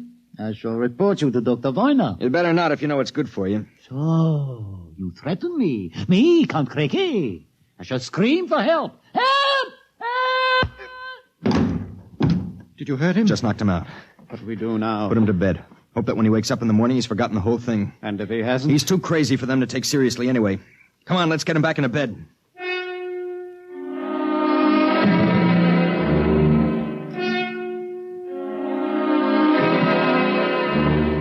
I went to sleep in my own room. And the next thing I felt was the sharp jab of the hypodermic needle in my left arm. Hold it. It'll be useless to struggle, Mr. Doherty. In a moment, your motor nerves will be completely paralyzed. What's this about, Grimshaw? I might ask the same of you. My good friend Count Crakey informs me you and Mr. Kay decided to do some snooping earlier tonight. He followed you and saw you climb the wall. Crakey's insane. Mr. Doherty, that is a matter of opinion. Crakey, what is this? Perhaps my assistant, Dr. Grimshaw, would be good enough to explain. Assistant? Yes. You see, I am the actual head of the Grimshaw Sanatorium. Count Crakey feigns many delusions, Mr. Doherty. But in this case, he is telling the truth. Count Crakey is actually Professor Ernst Hassler. Professor Hassler and I worked together in the Berlin Neurological Institute before and during the last war. Unfortunately, my political affiliations with the Third Reich were under investigation by the War Crimes Commission. However, Dr. Grimshaw managed to smuggle me into this country, where I masqueraded as a mental patient, in order that we might continue certain experiments which were interrupted by the American army. I can imagine the sort of experiments you conducted. You and your friend Mr. Kay will discover their exact nature very shortly, Mr. Doherty. It is a magnificent opportunity to serve science. I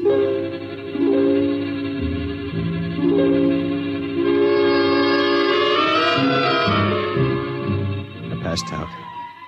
And the next thing I knew, I was coming to in a different room and hearing the voices of Voyne, Grimshaw, and Crakey, as if from a great distance. The Tuatrin. The Tuatrin. 4 cc's. 4 cc's. How are the measurements? Reducing rapidly. We'll operate at once. Have Voyne start the anesthesia. Very well, Doctor. Come back.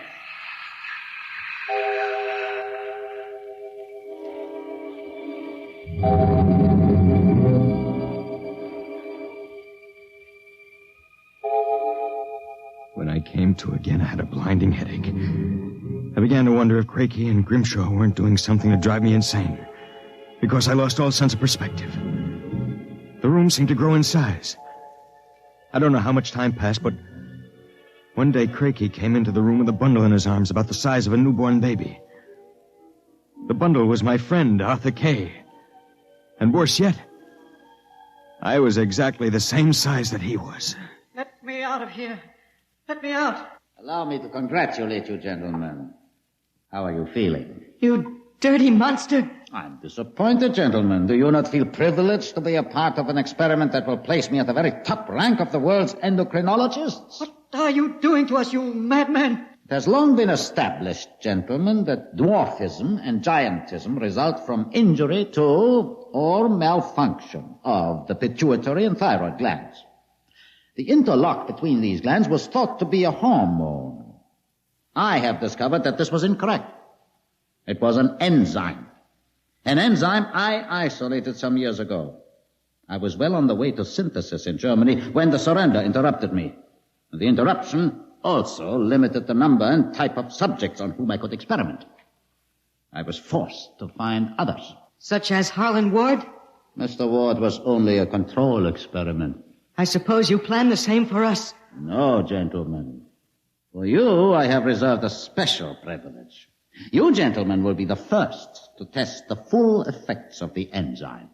In short, I intend that you, Mr. Kay, and you, Mr. Doherty, when the experiment is completed, will emerge as perfectly healthy, normal individuals. Except, of course, that you will be only 5 inches tall.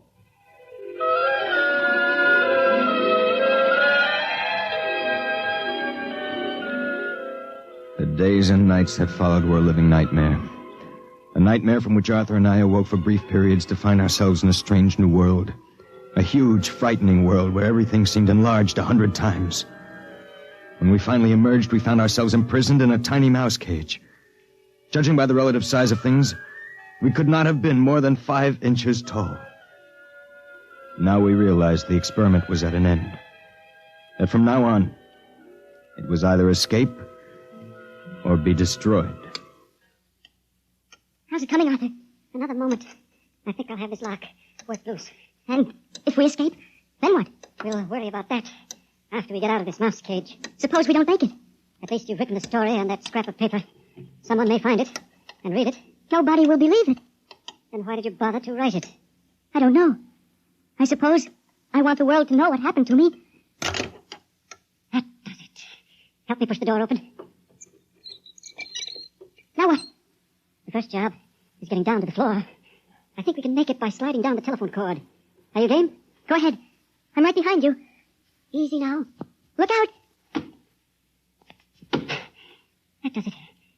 Now, if we can figure out a way to get out of the room, that should be... Uh-oh. Listen. Somebody's coming. It must be Quakey. We've got to hide. Here. Right in the fireplace. He'll kill us if he finds us. Be quiet. Well, my friends, time for feeding. I trust that you... So, you have managed to break out. It won't do, you know. There is no way you could have gotten out of the room with the door and window locked. I know you are in here. I would advise you to save yourselves trouble and give up. Very well, my tiny friends. If you prefer to play the game of cat and mouse, then I shall be happy to furnish the cat. There is no way you can get out. What now? He's gone for the cat. If that monster ever gets in here, we're goners. There must be... Wait a minute. What? You see that thin strand of wire running along the molding? What about it? It's the automatic fire alarm. When the alarm is tripped by a fire or short circuit, all the locks are sprung so that the patients can escape from their rooms. If I can short that wire before Craigie lets the cat into the building, let's go. There's a tiny sliver of steel from the cage on the floor. I'll work with that. You keep an ear to the door. Go ahead. This insulation is tough as rawhide. Life is stuck. Hurry up, Arthur, for God's sake. There it is. Stand away. I'm going to short it. Ready? Okay. We made it. There goes the door. Let's make a run for it down the hall. If we can get to the garden, we've got a chance. I smell smoke. The short may have actually started the fire. Come on. Wait a minute. I have to go back. The manuscript. Don't be a fool. There's no time. Come on. You go ahead. I'll catch up. Hurry up. I'll wait in the hall. Only a second. I've got it. Come on. There's nothing to stop us now. Arthur? Where are you?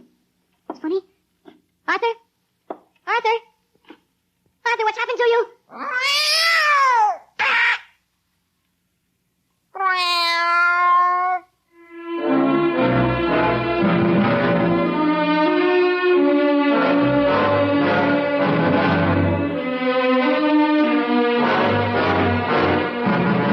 This is the record found in a fountain pen cover in the burned-out hallway of Dr. Grimshaw's sanitarium.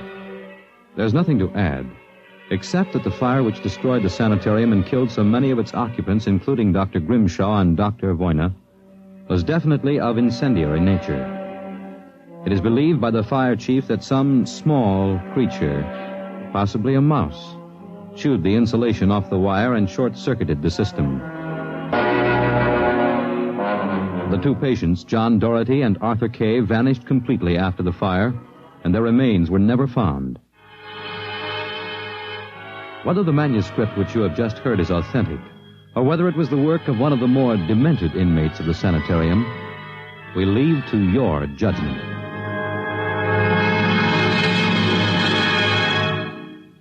You have just heard X-1, presented by the National Broadcasting Company in cooperation with Street and Smith, publishers of astounding science fiction. Your announcer, Fred Collins. X-1 was directed by Fred Way and is an NBC Radio Network production.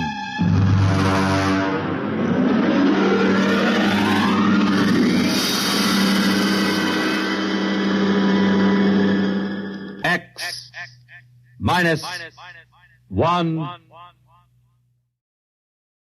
Tired of the everyday routine? Ever dream of a life of romantic adventure? Want to get away from it all? We offer you Escape. Escape, designed to free you from the four walls of today for a half hour of high adventure. Tonight, we escape to a lonely lighthouse off the steaming jungle coast of French Guiana and a nightmare world of terror and violence as we bring you again, in response to hundreds of requests, 3 Skeleton Key, starring Vincent Price.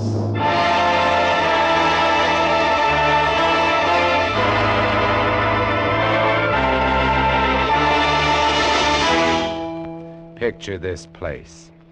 A gray tapering cylinder welded by iron rods and concrete to the key itself. A bare black rock, 150 feet long, maybe 40 wide. That's at low tide. At high tide, just the lighthouse, rising 110 feet straight up out of the ocean. And all about it, the churning water, gray-green, scum-dappled, warm as soup, and swarming with gigantic bat-like devilfish, great violet schools of Portuguese man-o'-war, and yes, sharks, the big ones, the 15-footers. And as if this weren't enough, there was a hot, dank, rotten-smelling wind that came at us day and night off the jungle swamps of the mainland. A wind that smelled like death. A wind that had smelled the slow and frightful death that came one night to this bare black rock. Set in the base of the light was a watertight bronze door, and in you went, and up. Yes, up and round, past the tanks of oil and the coils of rope, casks of wicks, racks of lanterns, sacks of spuds and cartons and cans, and up, round and round. Over the light storeroom was the food storeroom, and over the food storeroom was the bunk room where the 3 of us slept. And over the bunk room was the living and cooking room, and over the living and cooking room was the light. She was a beauty, big steel and bronze baby with the sun gleaming through the glass walls all about, bouncing blinding little beams off the big shining reflectors, glittering and refracting through her lenses, the whole gigantic bulk of her balanced like a ballerina on the glistening steel axle of her rotary mechanism. She was a sweetheart of a light. And at night she'd lie there on the stone deck of the gallery with her revolving smoothly and quietly over your head, easing her bright white eye 360 degrees around the horizon. You'd lie there watching to see that the feeders kept working, that everything ran right. And it wouldn't be bad, the other 2 fellows snoring in their sacks 2 levels down. You'd smoke your pipe to kill the stink of the wind, and it wouldn't be bad.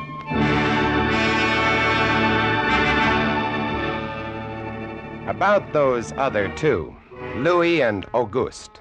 What a pair. Louis, he was head man, was a big fellow from the Basque country, black beard, little hard black eyes, and a pair of arms that I tell you, those arms were as big around as my legs. Yes, head man he was, and what word he let go was law. A silent fellow, and although I spent my first 2 weeks trying to strike up a real conversation, the most I could ever get out of him was... Jean, I took up this profession because I don't like people. They want to talk too much. It's quiet work, light tending. Let's keep it that way. You're getting to be as bad as Auguste. I thought maybe for once they'd send me somebody who That could keep was his Louis. mouth shut. And when he accused me of becoming like Auguste, I quieted down, because Auguste was the talkingest man I'd ever met. The talkingest and the ugliest. He was hunchbacked, stood 4 feet high, had red hair and big blue eyes. It seems he'd been an actor in Paris. Yes, indeed. Played in over 200 different productions, dear boy, at the Grand Guignol. Oh, but it was monstrous horrible, the way we used to scare the audiences. I was hated. Yes, they used to throw things and hiss and bare their teeth at me. Finally, it got too bad. I couldn't stand it any longer. I gave up the theater. My nerves, you understand. Yes, gave it up completely. I really did. Couldn't stand it any longer.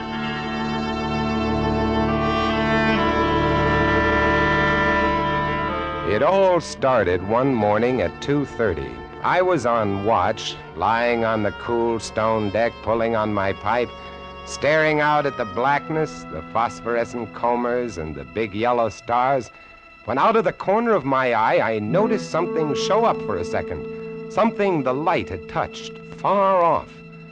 I waited for her to come around again, and when she did, there it was. Three-master, a big one, about a half-mile off and coming down out of the north-northwest, coming straight for us. You must understand, our light was where it was for a very good reason. Dangerous submerged reefs surrounded us and ships kept clear.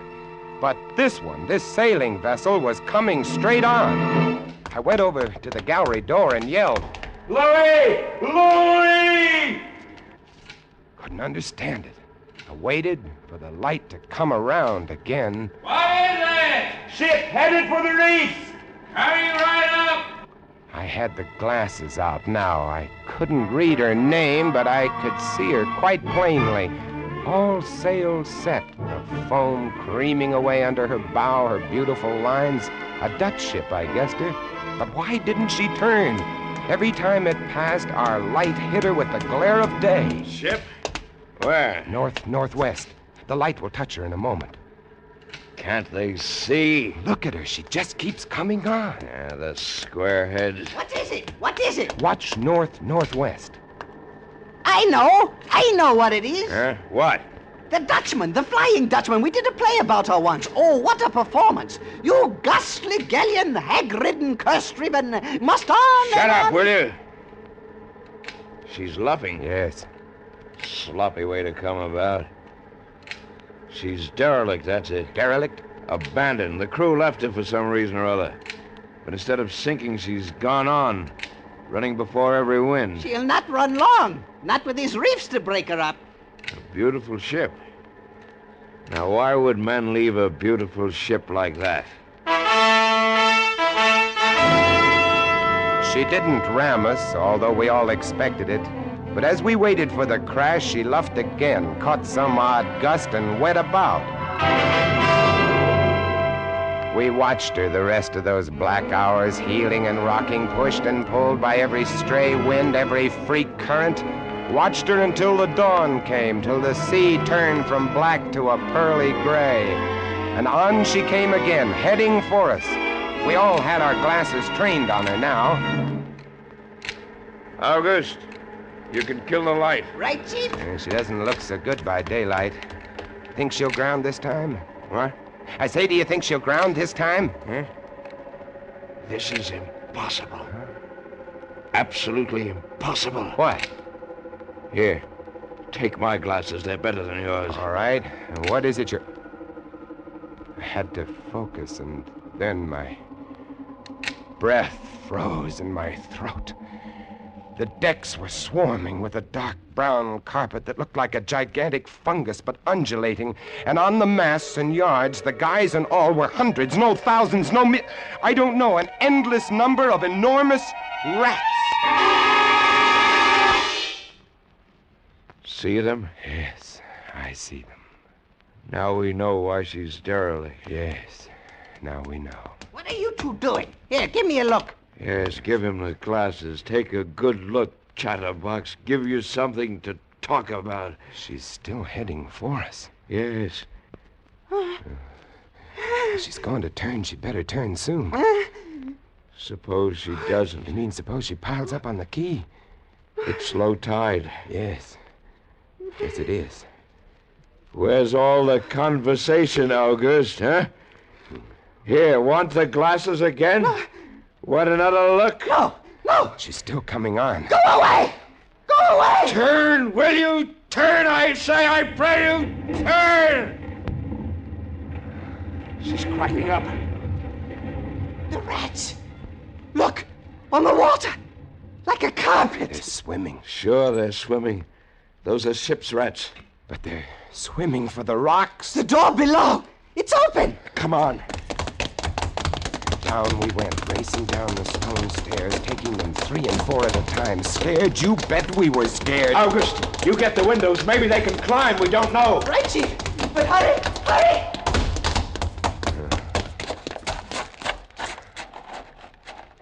Look. See them? No. Oh, yes, I do. Up at the other end of the rock. Look at them. Millions. They smell us. Here they come. Close the door. Can't. It's stuck. Here. Let me. Oh, move. You move. Heave. Made it. Holy. That was close. One guy in. Look, there. Get it! Watch it. He's kicking. He was as big as a tomcat, bigger. And his eyes were wild and red, his teeth long and sharp and yellow.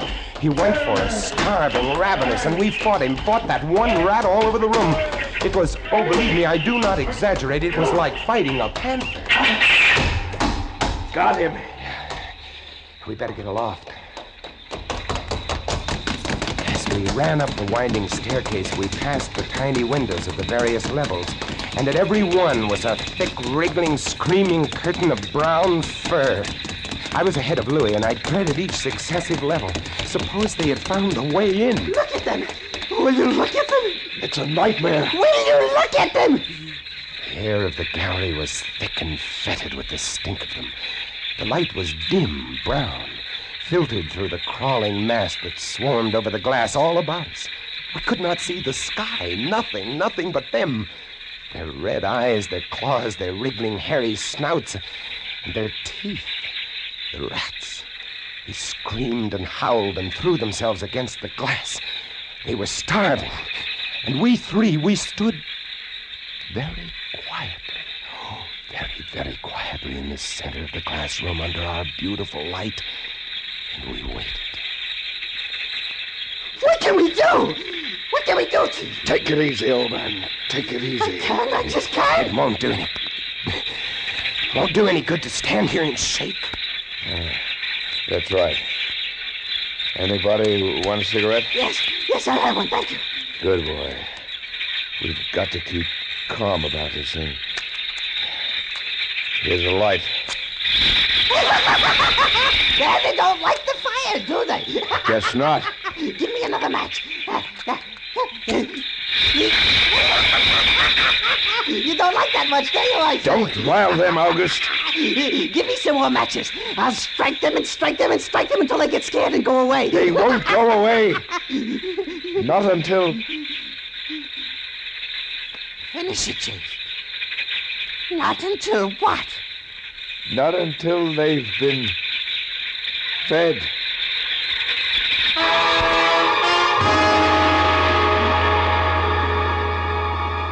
You can take just so much horror, and then you get used to it. And they were interesting to watch, you know. They couldn't understand the glass. They could see us and they could rush at us, but that thin, invisible barrier held them off, stopped them. From time to time, we caught a glimpse of the rocks below. More rats down there, swarming brown velvet in the bright tropical sunlight. And then the tide began to rise. If only it had drowned some of them. Ship's rats don't drown. No, sir, you cannot drown one of them. They're all climbing up the tower. This bunch around us is getting thicker. Say, what's the time? 6:15. You've got first watch, John. Right. Wake me at 10. I will. Come along, August. It was getting dark. One side of the room was lit a soft, filtered red. Sunset through the rats. Oh, very pretty. I set the wicks, checked my fuel, and then lit the lamps. It caught them. Lit them in their gigantic wriggling web of pale, hairless bellies, twitching red tails, bright eyes. Then I started the rotary motor. The light drove them mad as she swung slowly and smoothly about. She blinded them in the fierce, stabbing bar of light, moving continually about, ever turning, ever touching, ever moving around and around, and they twitching and shuddering, eyes flaming when they were struck by the light. The bright light moving, and behind on the dark side of the room, so close, I dared not turn my back, but you cannot help turning your back when you're in a room made of glass. On the dark side of the room, you could not see them, but only their eyes. Thousands of points of blank red light, blinking and twinkling like the stars of hell.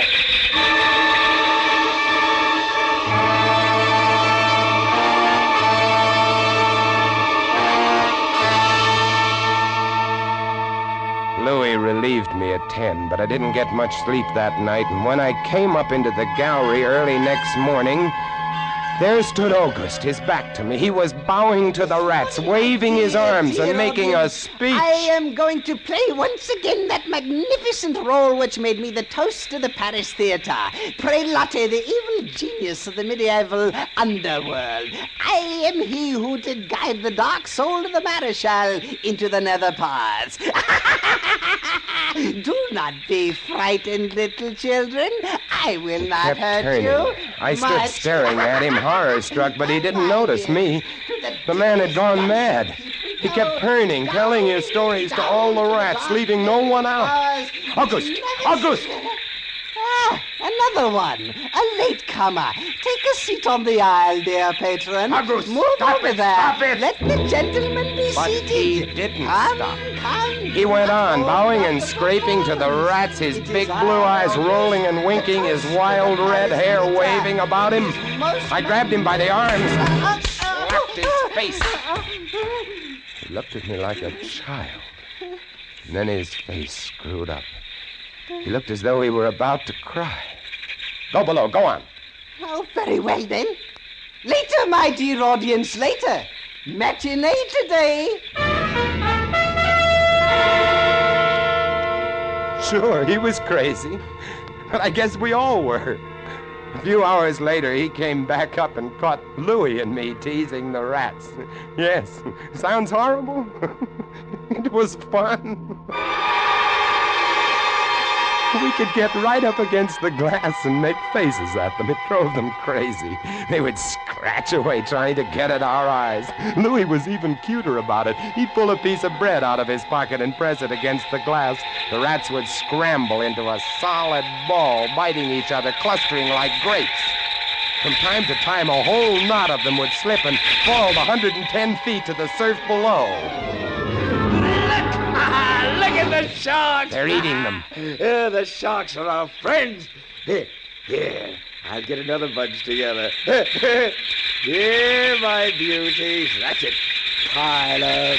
Kill each other. There they go! Auguste joined in, too. Oh, very ingenious Auguste. He learned that if he spread-eagled himself against the glass, they'd bunch and bundle against his figure, and then he'd leap back. Look! My portrait in rats.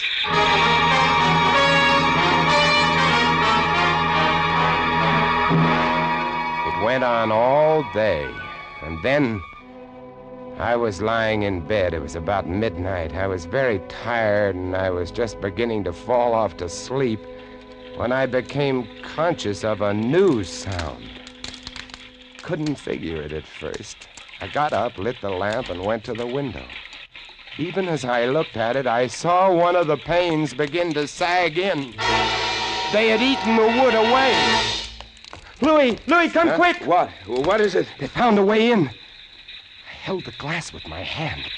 Now they were all going crazy, and assured of the success of this maneuver, were all nibbling away at the wood.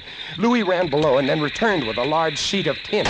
We spread it against the window and hammered it into place. Even as we did so, we felt the heavy bodies thudding against the other side as the window gave way. That ought to hold. If it doesn't, we're done for. Rats can't eat tin. No, they can't. What was that? I don't know. It came from below. The storeroom window. They're in. They're swarming up the stairs. Drop the trap. Right. Two of them got in. Let's go after them. We didn't have to go after them. They came at us. I leaped to one side and grabbed a marlin spike, swung, and smashed one in midair. No! I whirled to see Louis with the other. It had ripped his hand open, and the blood was pouring all over the place. He held his hand aloft and kicked at the snarling rat. I stepped and swung and got him. My hand! He got my hand! That's both of them, Louis. I'll get you something to tie that up. Blood! Look at it! My blood! I'm bleeding! Now, don't worry about it, Louis. Here, look. I'll wind this kerchief around it. It'll be okay. Blood! There, now. It's not bad, just the flesh. And then I became conscious of another new sound. They were gnawing their way through the wooden trap door. I watched the wood fascinated. Even as I did, it began to give way, and a bristling, whiskery nose showed through. Louis, we've got to go up. Next level was the living quarters and kitchen. I slammed the trap door there, too, but it, too, was wood. My blood. What are we going to do? I don't know. We'll be through this one in a moment. The gallery. The trap door in the gallery is metal. Good. Come on. We made it. We lay across the trap door, exhausted, while below us the rats took over the entire tower. I could hear them howling and fighting over our food supply, our water, our leather. And all about us, the others screamed and glared in at us, swayed in a tangled mass, hypnotized by the ever-turning light.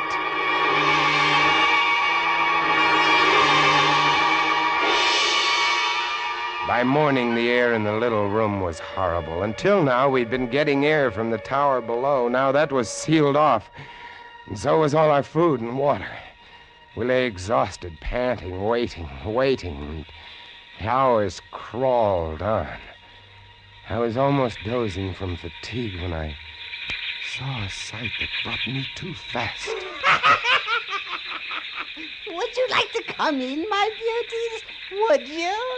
I hold the powers of life and death, and I can let you in, you know. August was standing by the glass, and in one hand he held a wrench.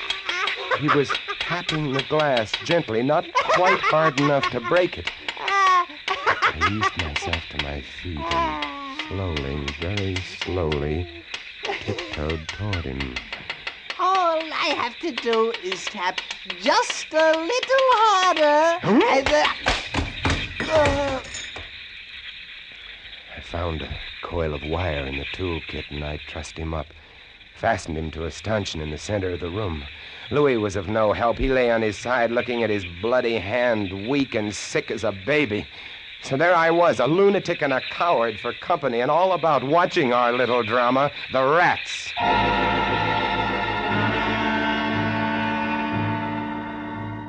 The day dragged by. The supply boat wasn't due for another 12 days. I don't know what they could have done if they had come. We had only one way of summoning them, and that was to shoot off distress rockets, but the rockets were 4 floors below. And even if they'd been right there in the gallery, I couldn't have opened a window to fire them. That night I tended the light, but its flame was devouring our oxygen. The following day we lay, thirst-tormented, starving, waiting, and the following night I again tended the light, but the small supply of spare wicking we kept in the gallery had become exhausted, and quite suddenly, about midnight, the light went out. There's nothing I could do. Wicks were stored 3 levels below. Nothing I could do. Nothing. From time to time, I'd strike a match to see the clock. When I did, it lit up the million red eyes about us. All about us. Watching. Waiting. Below, it had grown quiet. They'd cleaned us out, and now they, too, were waiting. All waiting. And then the rats, quite suddenly, were silent. And then I heard it.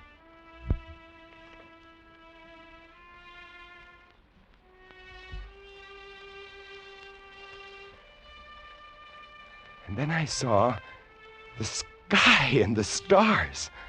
The rats were gone. I went to the glass. Out there on the water, a small freighter, a banana boat, showing a few lights, came softly and innocently at us. The light was out. They didn't know.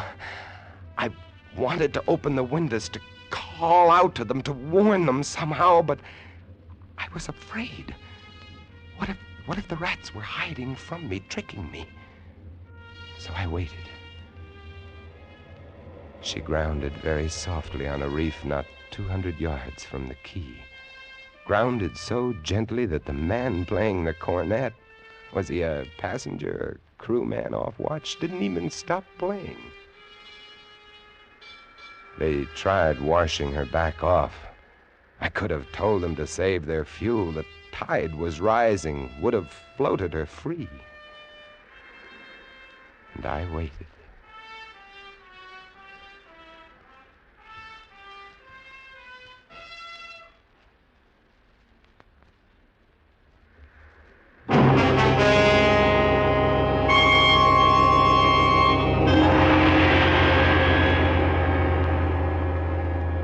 That's all. That's the story. The sun came up and there wasn't a rat on the whole quay. Every last one of that terrible army had left us, gone back to sea on their new ship. Auguste, insane asylum, he never recovered. And Louis, they took him into Cayenne where he died of blood poisoning from his bite. Oh, yes. Well, that's the whole of it. And if you'll excuse me now, I must go set my traps. No, mouse traps. No rats in this lighthouse, I should say not. Life in the lights isn't bad, but sometimes when I see a strange vessel approaching, I get a little nervous, sure. Somewhere on the seas, there's a little banana boat without a crew. That is, without a human crew.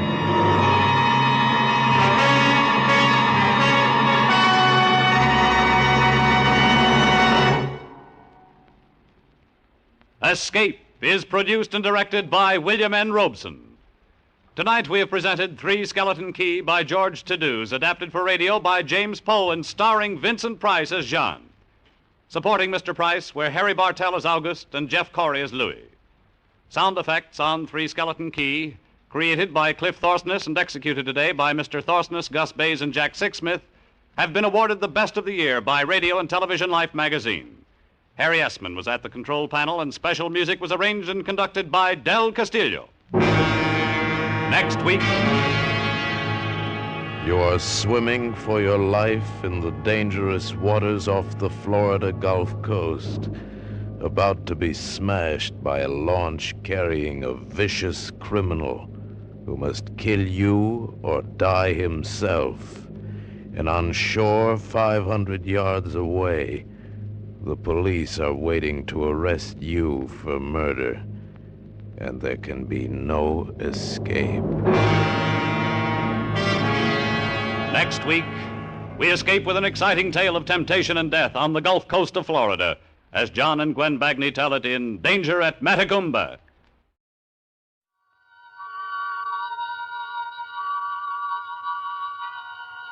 The Columbia Network takes pleasure in bringing you Suspense.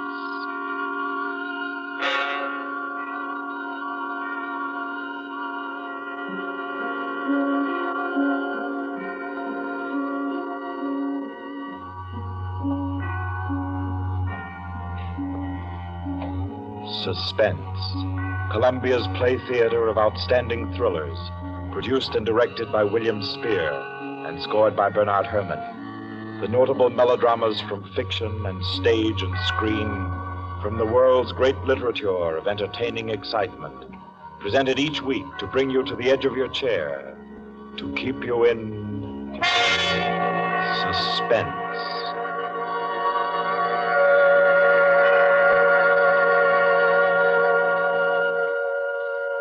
Tonight's story, by America's distinguished author-playwright Owen Johnson, gathers its suspense in a very gentle way. It doesn't have a spectacular finish, garnished with revolver shots. There are no graveyard watches. There's not so much as a single lifeless body, identified or unidentified. It's a tale told in a clubroom, the Artists and Writers Club in New York. A tale of high-class robbery and suspicion, and of how some ladies and gentlemen nervously counted 100 in the dark.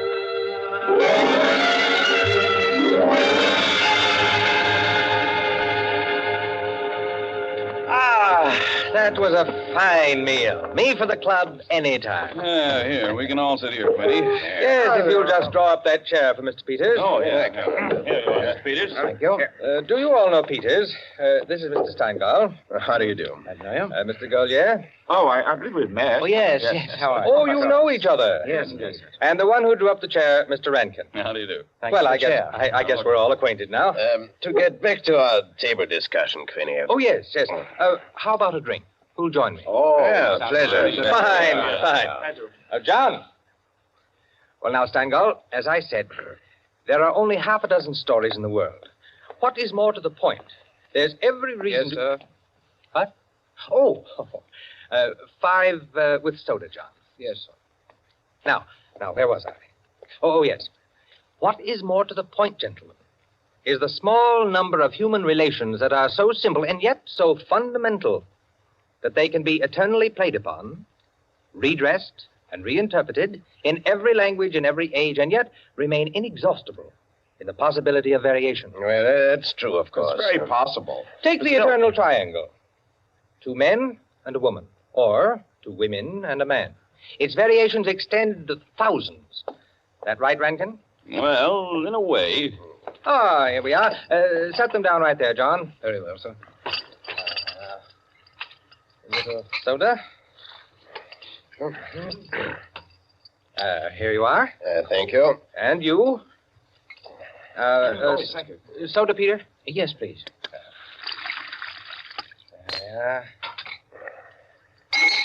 Another one. Here you are. Thanks.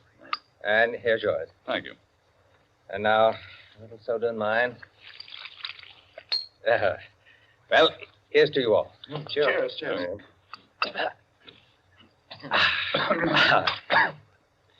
I'm afraid we can't see eye to eye, Quinny. I believe there are situations, original situations, that are independent of your human emotions, that exist just because they are situations, accidental and nothing else. As for instance? Well, I'll just cite an ordinary one that happens to come to my mind. In a group of 5 men, such as we are here, a theft takes place. One man is the thief. Which one?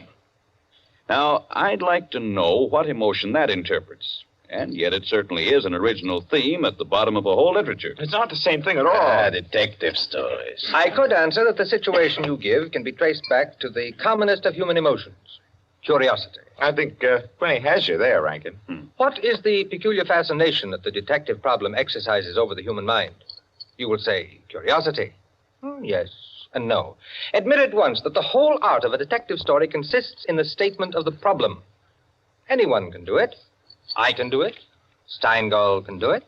Rankin, I believe even you can do it. The solution doesn't count. It is usually banal. It should be prohibited. What interests us is, can we guess it? There you have it, the problem, the detective story. Now, why the fascination? I'll tell you. It appeals to our curiosity. Yes, but deeper, to a sort of intellectual vanity. 5 men present. The theft takes place. Who's the thief? Who will guess it first? Whose brains will show its superior cleverness? You see?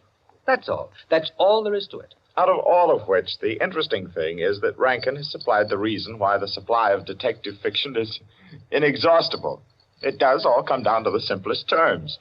5 possibilities, 1 answer. Well, the reason is that the situation does constantly occur. It's a situation that any of us might get into any time. Yes, I know of an incident of that kind that happened to a friend of mine last month. Of course, gentlemen. You are glorifying commonplaces. Every crime, I tell you, expresses itself in the terms of the picture puzzle that you feed to your 6-year-old. It's only the variation that is interesting. Take the well-known instance of the visitor at a club and the rare coin, for example. You all know that story. You've heard it, haven't you? I don't think I have. I'm sure. Why, it's very well known. Oh, go ahead, Quinny. Tell it. A distinguished visitor is brought into a club. A dozen men, say, present at dinner, long table. Conversation finally veers around to curiosities and relics. One of the members present then takes from his pocket what he announces as one of the rarest coins in existence, passes it around the table. Coin travels back and forth, everyone examining it, and the conversation goes to another topic. All at once, the owner calls for his coin. It is nowhere to be found. Everyone looks at everyone else. First, they suspect a joke. Then it becomes serious. The coin is immensely valuable. Who has taken it? The owner is a gentleman. Does the gentlemanly, idiotic thing, of course, laughs as he knows someone is playing a practical joke on him and that the coin will be returned tomorrow. The others refuse to leave the situation so. One man proposes that they all submit to a search. Everyone gives his assent until it comes to the stranger. He refuses, curtly, roughly, without giving any reason. Uncomfortable silence. The man is a guest. No one knows him particularly well, but still he is a guest. One member tries to make him understand that no offense is offered, that the suggestion was simply to clear the atmosphere. The stranger becomes very firm, very proud, and says, I refuse to allow my person to be searched, and I refuse to give the reason for my action. Another silence. The visitor evidently has the coin, but he is their guest, and etiquette protects him. Nice situation, huh? Well, what's the answer? The table is cleared. A waiter removes a dish of fruit, and there, under the ledge of the plate, where it's been pushed, is the coin. Banal explanation, eh? Of course. Solutions always should be. At once, everyone apologizes to him, whereupon the visitor rises and says, now I can give you the reason for my refusal to be searched. There are only 2 known specimens of that coin in existence, and the second happens to be here in my vest pocket. That's rather obvious. Of course, the story is well invented, but the turn to it is very nice. Very nice, indeed. Well, I don't know. Ending is very unsatisfactory. The visitor should have had on him not another coin, but something absolutely different, something destructive, say, of a woman's reputation, and a great tragedy should have been threatened by the casual misplacing of the coin. Well, I've heard the same story told in a dozen different ways. Oh, it's happened 100 times. It must continually happen. I know of one extraordinary instance. In fact, the most extraordinary instance of this sort I've ever heard. Peters, you rascal. I see you've been quietly letting us set the stage for you. Well, it's not a story that will please everyone. Why not? Because you will want to know what no one can ever know. It has no conclusion, then? Yes and no. As far as it concerns a woman, quite the most remarkable woman I've ever met, the story is complete. Do I know the woman? Possibly. Probably, I should say. As a matter of fact, this should be particularly interesting to you because I believe that most of you are acquainted with the people involved. The names, of course, are disguised. I think... yes, I have. Just time before I catch my train to tell it to you.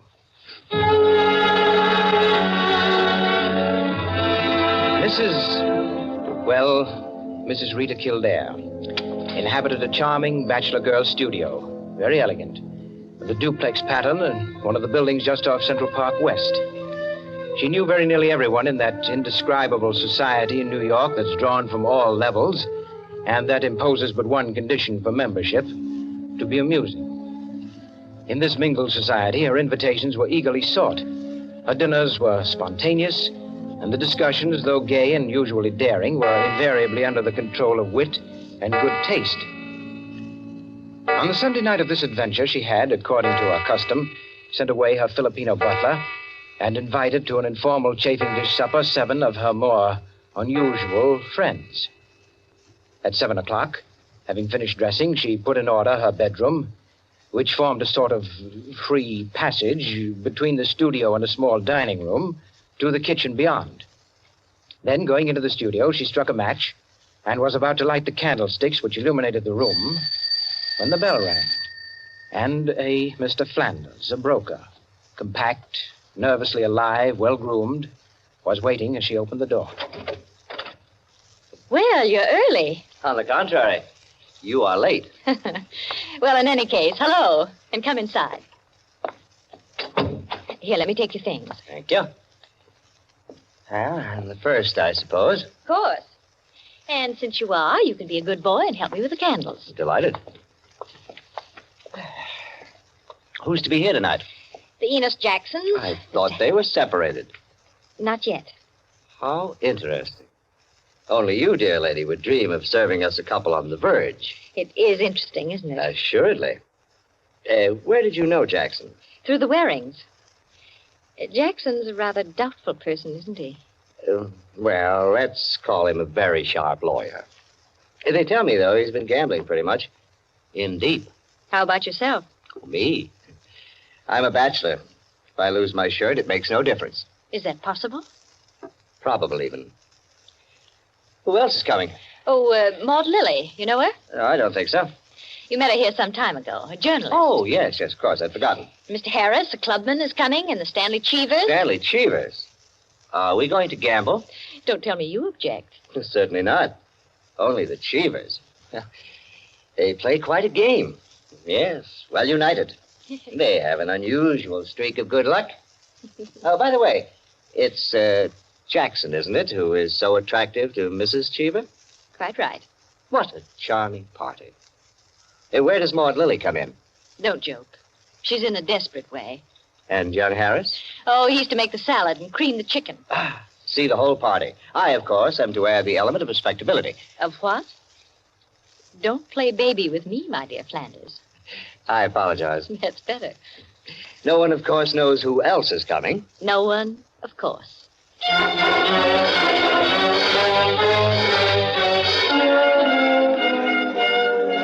The Stanley Cheevers entered. A short, fat man with a vacant, fat face and slow-moving eye, and his wife, voluble, nervous, overdressed, and pretty. Mr. Harris came in with Maud Lily, a woman straight, dark, Indian, great masses of somber hair, held in a little too loosely for neatness, with thick, quick lips and eyes that rolled away from the person who was talking to her. The Enos Jacksons were late, and still agitated as they entered. His forehead had not quite banished the scowl, nor her eyes the scorn. He was of the type that never lost his temper, but caused others to lose theirs. Mrs. Jackson seemed fastened to her husband by an invisible leash. You looked at her curiously and wondered what such a nature would do in a crisis, with a lurking sense of a woman who carried with her her own impending tragedy. As soon as the company had been completed and the incongruity of the selection had been perceived, A smile of malicious anticipation ran the rounds, which the hostess cut short by saying, Well, now that everyone's here, this is the order for the night. You can quarrel all you want, you can whisper all the gossip you can think of about one another, but everyone is to be amusing. Also, everyone is to help with dinner. And nothing formal, nothing serious. We may all be bankrupt, divorced, or dead tomorrow, but tonight we'll be gay. That's the invariable rule of the house. For she's a jolly good fellow, for she's a jolly good fellow, for she's a jolly good fellow, which nobody can deny. Oh, thanks, everyone. Now, if you'll excuse me, I'll get on with the cooking. Harris, I'll need you. Right with you. May I be of any help? Thank you, Ma, dear. Oh, Mrs. Cheever, you might come along, too. All right.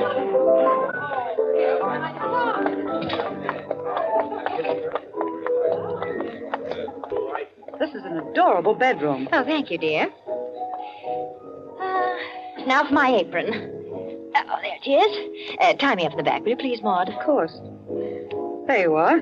Fine, thanks. Now just let me get my rings off, and I'll be all ready to go to work. Oh, this is such a lovely apartment, Mrs. Kildare. Thanks. Soap and water always seem to do it. There. Your rings are so beautiful. They are nice, aren't they? But there's only one that's very valuable, the sapphire. Oh, it's beautiful. Let me see. Oh, it must be very valuable. It cost $10,000 6 years ago. It's been my talisman ever since. For the moment, however, I'm a cook. You're not going to leave the rings there. Why, of course. Now, I'm the cook. Maud Lily, you're the scullery maid. Harris is the chef, and we're all under his orders. Mrs. Cheever, did you ever peel onions? Oh, good heavens, no. Well, there are no onions to peel. All you have to do is help set the table.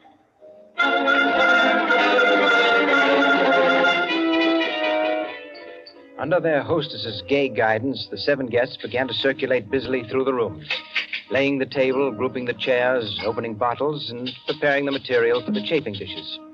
Mrs. Kildare, in the kitchen, ransacked the icebox, and with her own hands shredded the chicken and measured the cream. Flanders, carry this in carefully. Cheever, stop watching your wife and put the salad bowl on the table. Everything ready, Harris? All set. All right, everyone sit down. I'll be right in. She went into her bedroom, took off her apron, and hung it in the closet. Then, going to her dressing table, she drew the hat pin around which were her rings from the pincushion and carelessly slipped them on her fingers. But all at once, she frowned and looked quickly at her hand. Only 2 rings were there. The 3rd ring, the sapphire, was missing. Stupid, she said to herself, and returned to her dressing table. Immediately, she stopped. She remembered quite clearly putting the hat pin through the 3 rings. She made no attempt to search further, but remained without moving, her fingers slowly drumming on the table. Who had taken the ring? Each of her guests had had a dozen opportunities in the course of the time she'd been busy in the kitchen. She ran over their characters and their situations as she knew them. Strangely enough, at each, her mind stopped upon some reason that might explain a sudden temptation. find out nothing this way.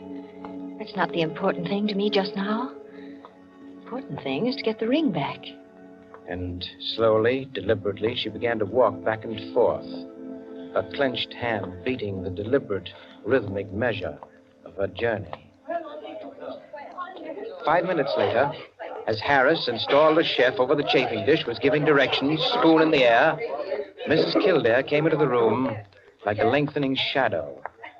Her entrance had been made with scarcely a perceptible sound, and yet each guest was aware of it at the same moment, with a little nervous start. Heavens, heavens, dear lady. You've come in on us like a Greek tragedy. What is it you have for us? A surprise? I have something to say to you. Mr. Enos Jackson, Yes, Miss Kildare? kindly do as I ask you. Certainly. Go to the door, Go to the door. please.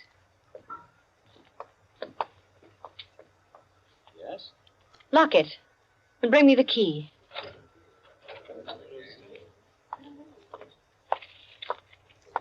Here you are. You've locked it? As you wish me to. Thank you. Now, the bedroom door. Would you do the same? Sure.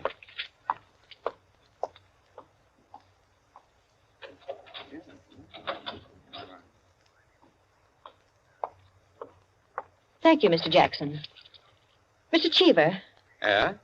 would you blow out all the candles except the candelabra on the table? Blow out all the candles. Except the candelabra. All right. Well, for goodness sake, Mrs. Kildare. What is it? I am getting terribly worked up. My nerves are all sorry, on edge. Mrs. Jackson. That's the last candle. All right. Now listen. My sapphire ring has just been stolen. You don't mean it. The ring's been taken within the last 20 minutes. I'm not going to mince words. The ring has been taken, and the thief is among you. But Mrs. Kildare, is it possible? Yes, Mrs. Cheever. There's not the slightest doubt. 3 of you were in the bedroom when I placed my rings on the pincushion. Quite true. I was in the room when she took them off. The sapphire ring was on top. Each of you has passed through there a dozen times since. My sapphire ring is gone, and one of you has taken it. For heaven's sake. Now listen. I'm not going to mince words. I'm not going to stand on ceremony. But I'm going to have my ring back. Listen to me carefully. I'm going to have that ring back.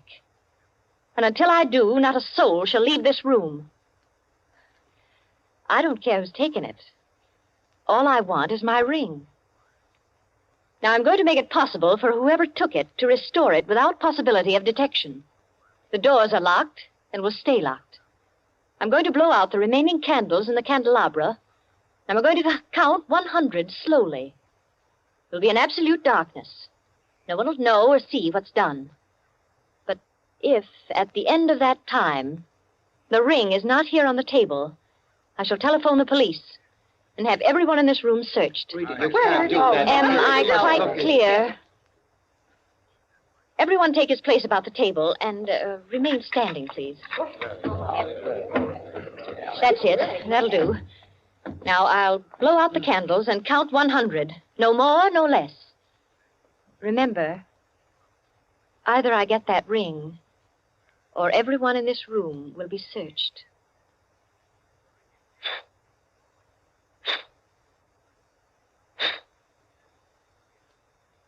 One, 2, 3, 4, 5, 6, 7, 8, 9, 10, 11, 12, 13, 14, 15, 16, 17, 18, 19, 20, 21, 22, 23, 24, 25, 26, 27, 28, 29, 30, 31, 32, 33, 34, 35, 36, 37, 38, 39, 40, 41, 42, 43, 44, 45, Foot slipped off the chair. I'm 46, sorry. 47, 48, 49, 50, 51, 52, 53, 54, 55, 56, 57, 58, 59, 60, 61, 62, 63, 64, 65, 66, 67, 68, 69, 70, 71, 72, 73. The ring. 74. There it is. On the table. 75. 76. 77. 78. 79. 80. 81. 82. 83, 84, 85, 86, 87, 88. Oh, really? 89, 90, 91, 92, 93, 94, 95, 96, 97, 98, 99, 100. Well, it is there, isn't it? Mr. Cheever, you may hand it to me. Well, now that that's over, we can have a very gay little supper. The lights, someone.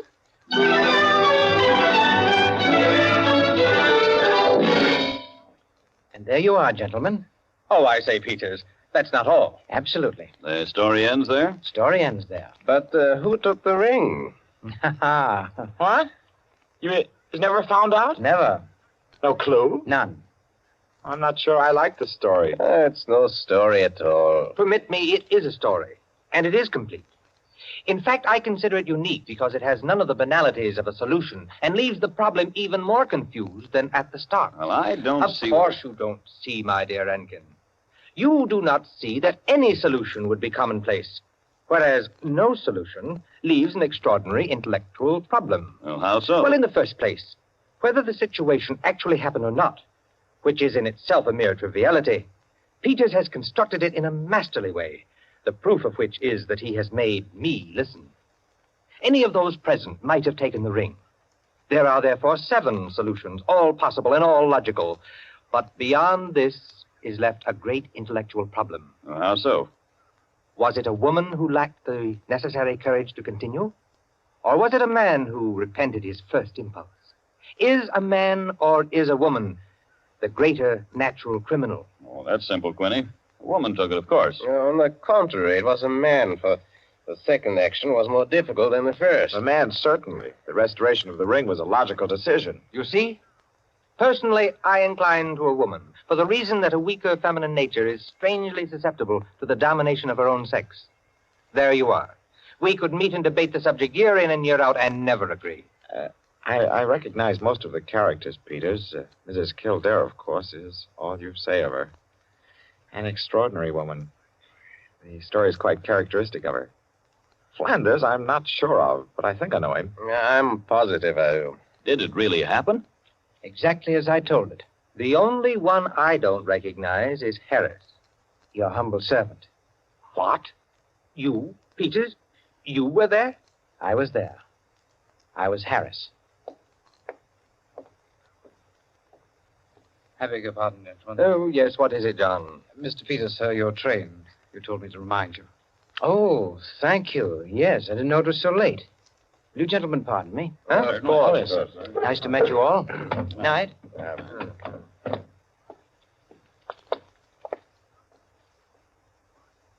Curious chap.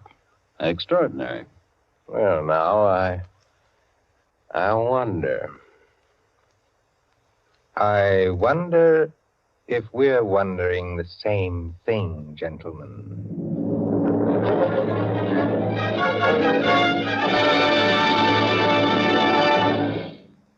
And so, with the enigmatic smile of Mr. Peters, or Harris, ends 100 in the Dark, Owen Johnson's smooth story which gave us tonight's Suspense. Suspense is produced by William Spear. Tonight's radio drama was written by Jack Anson Fink, directed by John Dietz, and scored by Bernard Herrmann. Eric Dressler was Mr. Peters. Alice Frost played Mrs. Kildare, and Ted Osborne, Quinny. Others in the cast were Helen Lewis, Joan Shea, Henriette Kay, Frank Reddick, Paul Luther, Stephen Schnabel, Ian Martin, and Barry Kroger. With this evening's performance, Columbia brings to a conclusion the present series of Suspense. If you've liked these broadcasts, CBS would be pleased to hear from you. Suspense has been a series presented for your relaxation and enjoyment by the Columbia Broadcasting System.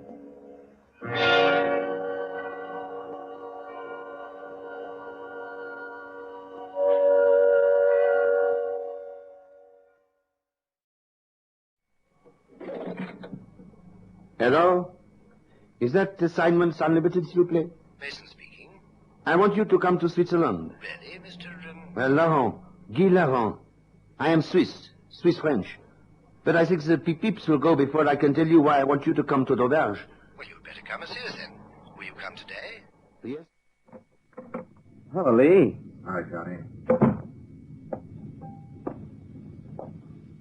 Sam around? Oh, she went out to get some chow, Lee. How did the Washington trip go?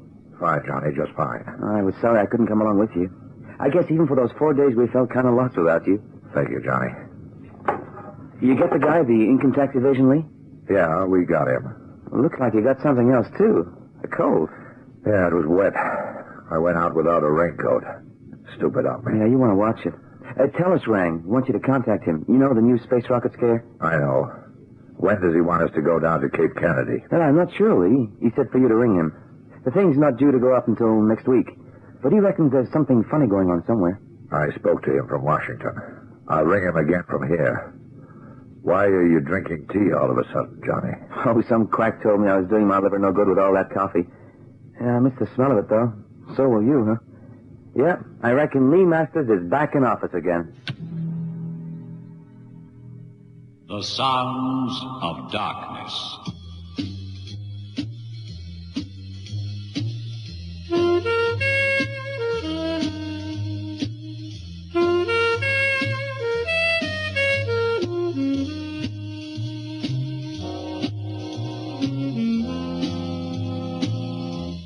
Lee Masters, FBI, who wages relentless war against crime.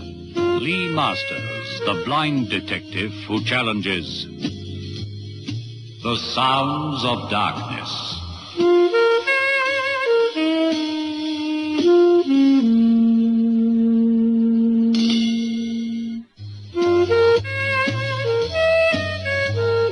Blind lead blind.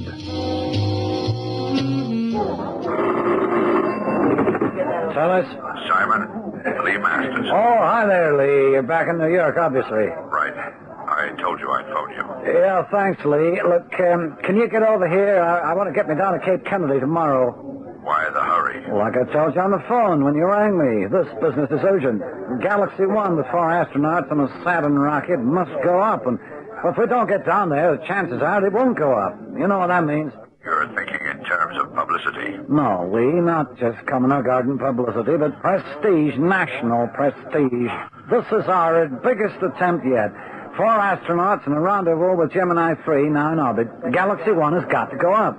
We've canceled shots before, Simon. Oh, do me a favor, Lee. Get with it. Saturn 8 has got to go on Wednesday. Russia's Chapla 4 sort of that. Okay, Simon, just checking. The urgency. You still reckon we have an enemy agent down there? Lee, I don't know. I just don't know. But the timing's right. If we make fools of ourselves over this one, it'll take us months to live it down, plus putting us right behind in the space race. I'll come over, Simon. Expect me in about 20, will you? Uh-huh, okay. Oh, and I'm glad you can join the team. For the last 3 months, we've checked, rechecked, nothing. No one suspect, and yet the signs are there. The discontent on the base, the unvoiced feeling that Saturn 8 is going to make a boo-boo. This is where you come into it. Frankly, your almost extrasensory perception. And a flair for deduction, Simon. Don't forget that. Be right over. Yeah, okay, Lee. Pete, come over here, will you? Yeah, what's eating you? Get me clearance to go to Cape Kennedy tomorrow. Lee Masters is coming with me, and I want no red tape, no hitches. Okay. Full access to all personnel down there. Check with Colonel Ridge. Okay, sir. Hey, looks like you got the jitters, huh? Haven't we all? And with reason.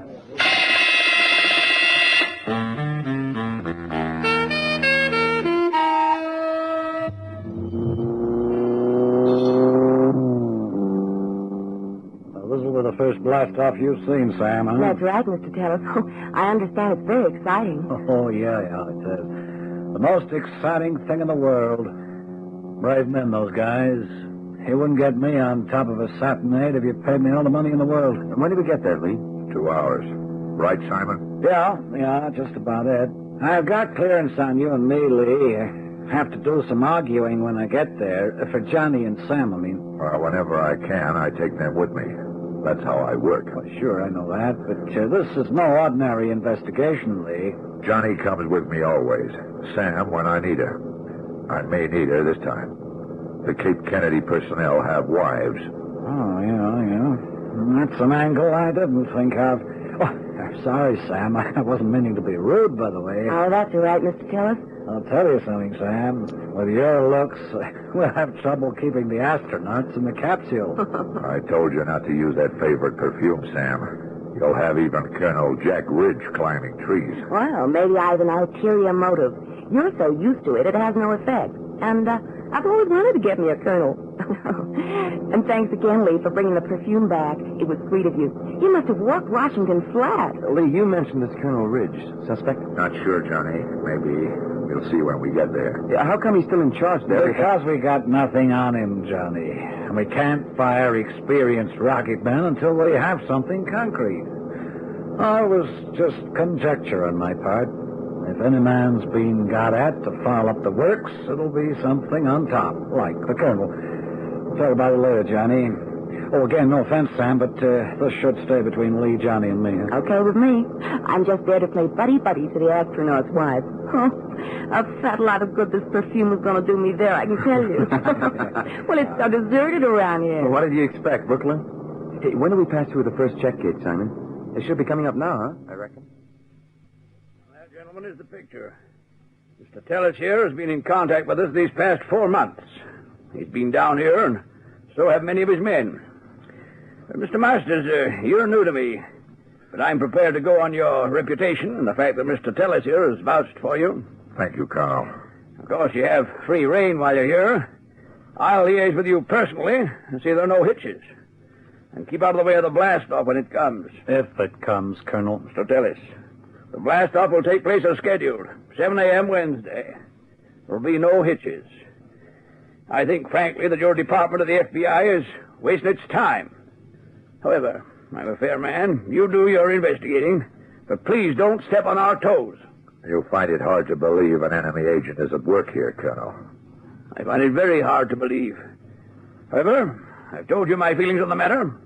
Do what you have to, but obey orders, gentlemen. We have access to all the men here from the top down. We have full access, Mr. Tillis. I happen to know that I shall be on the top of that little list of yours. Am I right? Everyone is sitting on the top, Colonel. It's kind of crowded up there. Oh, fair enough. Ask all you want. See all you want. Dig up as much as you want. And next time, Mr. Tellis, get prior clearance before coming here on Mr. Bridges here. And that woman. Yes, Colonel. It was an oversight. I'm sorry. There must be no oversight, Mr. Tellis. Isn't that what the FBI preaches? However, your next move, gentlemen? I'd like to reconnoiter a little. Lee? I'd like to ask the Colonel a few questions, if I may. All right, go ahead. Well, I'll see you later, Lee. Johnny? Pick up Sam on the way out, Simon. Uh-huh. Introduce her to the wives. You know the spiel. Newspaper representative, special clearance. Tell them they can talk to her. Okay, Lee, will do. Thanks, Colonel. All right.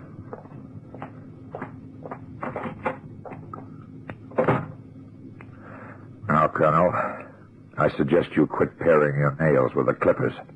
I'd like your full attention. You'll allow me this? I'll allow you second sight, Masters, and some impertinence.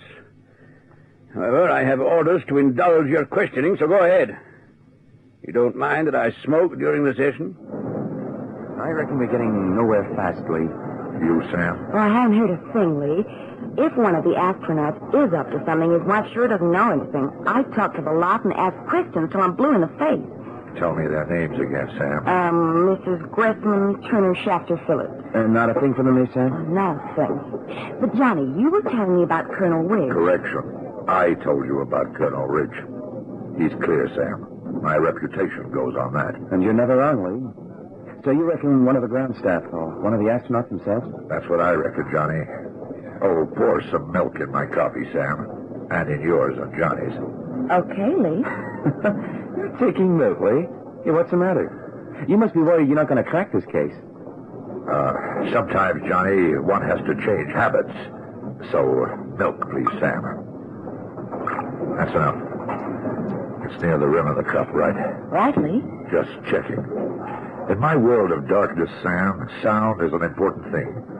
You cut short pouring the milk. Cut it sharply. You'd reach the rim of the cup. Johnny, did you say Lee's worried he's not going to crack this investigation? Oh, you'd better think again and fast. Oh, hi, Colonel Ridge. Oh, Colonel. How's it going, Masters? Slowly, Colonel. Slowly. Blast off is in 2 days' time. I know. 2 days is time enough, Colonel. Well, I still think you're wasting your time. This base is 100% patriotic. If you turn up an enemy agent here, I'll eat my ribbons. Just one little defect. In the gyro rockets, anywhere. I'm no technician. And Saturn VIII may never leave the ground. Or blow to smithereens before it reaches orbit, Lee. Forget it. It won't happen. Not on the technical side. The astronauts themselves, well, I don't know. I'd trust them with my life. Maybe. No, it's not possible. Mind if I join you for coffee? Colonel Ridge. Yeah, here. Sorry, Colonel. There's some nut on the phone, wants to talk to you. Lieutenant Stivers rang through from checkpoint 20. Said to get you to come and talk to this nut. Well, thank you, Sergeant. Excuse me, please. Sam, if you'd hold that coffee for me. Yes, sure, of course, Colonel. You know, I don't like that guy, Lee. For my money, if anyone's up to anything, it'll be Colonel Ridge. I've told you often enough to avoid precipitate conclusions, Johnny. Colonel Ridge is A1. I'm sure of that. I've told Tellis this. He's told Washington and the Pentagon brass. Well, the Colonel thinks maybe one of the astronauts, Lee. Yeah, I think he may have something there. Now, let's see. Gressman, Phillips, Shafter.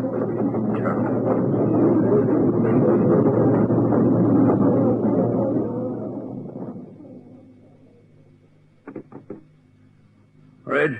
Colonel, I've got this nut here. He wants to talk to you. He won't identify himself to me. Shall I shove him inside? Now, let me talk to him, Lieutenant. Okay, hold on, sir. Colonel Ridge. Yeah? Colonel, I've got to see you. The name is Lee Masters. I'm telling you, Colonel, I am Lee Masters. And who is sitting in the PX having coffee? I don't know. My double, planted on you. I've met some nuts in my time. I say, it's fantastic. It's quite fantastic. The resemblance, I mean, the voice, posture, everything. Colonel Ridge, Simon Tellis rang me in Washington.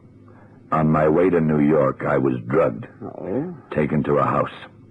I was there until this morning. For some reason, my captors, 2 men, had left the door open. I walked out. I've come straight here. Well, I must hand it to you guys. Clever, huh?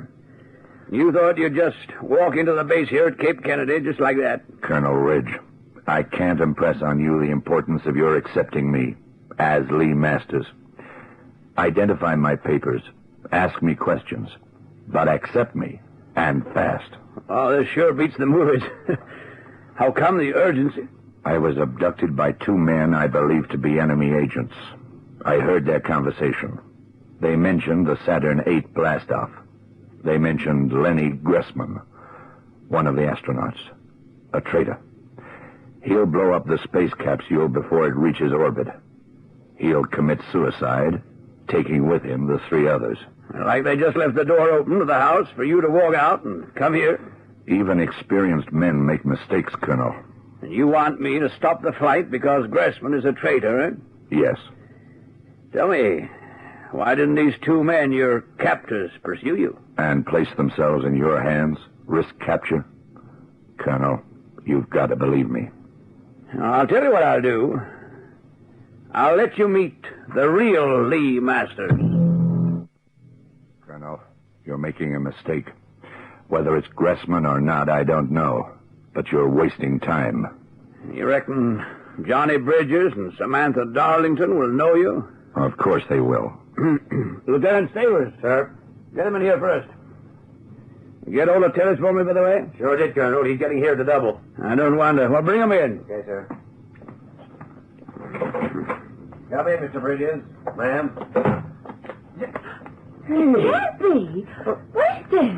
Who is this man, Bridges? Well, if I didn't know that Lee was waiting outside that door, I'd say... Okay. Darlington? I've never seen anything so fantastic in my life. He's just like Lee, exactly like him. Sam, Johnny, tell this idiot who I am, and stop fooling around. There isn't time. Lieutenant, bring in Lee Masters. Colonel, the charade has gone on long enough. Now listen. I'll say it's gone on long enough. Bring him in, Lieutenant. Mr. Masters, would you come in, please?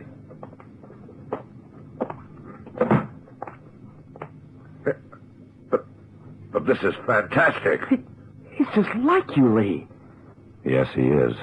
The commies will try anything. Lee, I'm scared. This is uncanny. The resemblance, I mean. Sam, Colonel, I know you think I'm the fake, and I agree the resemblance is uncanny. The voice, the lot. However, I want that man to sit opposite me. I want Johnny Bridges and Sam to ask questions of me and him. He'll trip somewhere. Lieutenant, get this fake out of here. Chuck him in the cooler. Yeah, before we get even more confused. Well, Colonel, what... Why, that's holy. Well, Simon, have a good look at an enemy agent. Yeah, but which is which? I mean, I don't believe it. Lee Masters is standing. Huh? This guy here is a reproduction. So good that it beats everything. Okay, Lieutenant, take him away. And don't let the press get it, right? Yes, sir. Colonel, get Johnny and Sam to ask me questions. Get Simon as well. That'll prove who I am. Oh, you cheap rat. I guess you learned it all by heart, huh? Probably know Lee's life to an inch. Clever. Now, hang on, Johnny. I'm as puzzled as you are. Yeah. Just for the record, ask the questions. You and Sam. Only for the record, though. You might as well do so, Johnny. Just to make your own mind quite clear. This character sitting there looking at us will probably have the ground cleared. Know my life backwards, as you say. But for the record, fire ahead. And then ask me. Anything you like. Just anything you like. Oh, gee, Lee, that's not necessary. He's a fake, all right. I agree. Gentlemen, I don't know about you, but I can't waste time. I'm a busy man. Hang on, Colonel, hang on. I have overriding authority here. Submit them to questioning, Colonel. Okay. And if this not is Lee Masters, then Gressman is the man to watch. Yeah, maybe he could be, too. All right, Ellis, it's in your hands. Thank you, Colonel. Johnny, we've got to work fast. Fire your first question. Anything the real Masters should be able to answer.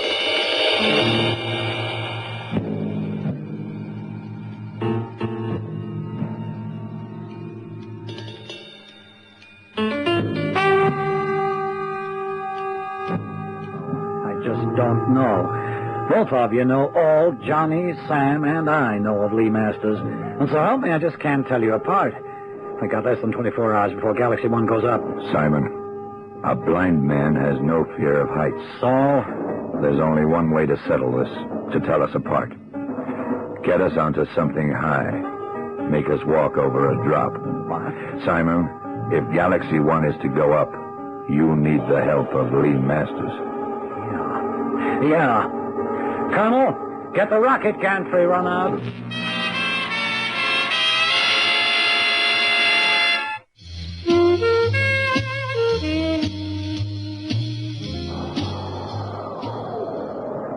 Do like the other one did. Walk outside the rails on the 2-foot wide edge plate.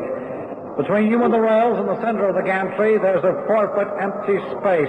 You have told me this. Walk from here to the fixture. You'll feel it. And then walk back. You're 40 feet up and keep your eyes closed. The colonel on the fixture will watch your eyes, and so will I here when you come back. I'm blind, Simon. Just keep your eyes closed. Now, if you make it too, I'll hold both of you in tight and try and get the enemy agent myself, huh? Yeah. Height shouldn't worry a blind man. Okay, Johnny. Like before, start calling the steps. Okay, Johnny. Start calling the steps. If they both make it, then we're back where we started. Can you hear me up there? Yeah, I can hear you. Left leg. Straight in front. Yeah. Now the right foot. Good. Left again. Slowly. No. Place it more to the right. Slightly. Okay. Now the right again. No, wait. No. I can't stand height. What? I'm full. I can see you all down there. You can see. Get me down from here. Close and very clever. Yeah. Which country they're working for, I don't know, but we'll find out. You get the colonel? Yeah, he's behind bars, Lee. Good. Yeah, clever. A fake Lee Masters. Clears the colonel whom you suspected, Simon. Then I'm released. The door that was left open. By accident, I hear two men talk of Gressman. Deduction? Gressman will blow up the works. Both ways, the colonel is clear. He argues against my being the real Masters. Then he agrees. Clever. Focus now on Gressman, not on him. Except that I did some quick thinking. Has he talked? Oh, sure, Lee. Yeah, he talked all right. Money. Pure money. For that, Colonel Ridge would have pressed the abort button before the capsule had got clear. Oh, it's just horrible, Lee. And to think that we didn't know which was you. Lee, I just can't apologize enough. Don't try. The other Masters was using makeup, built-up heels. Yeah. But where do they find a guy like that? They found him. Each of us has a double somewhere. They must have cased my life, my office, for a long time. Yeah. Hey, it's almost blast off, Lee. With Gressman alongside his fellow astronauts, as it should be. 203, right on the attitude. And you may see some other lighting that part. 81.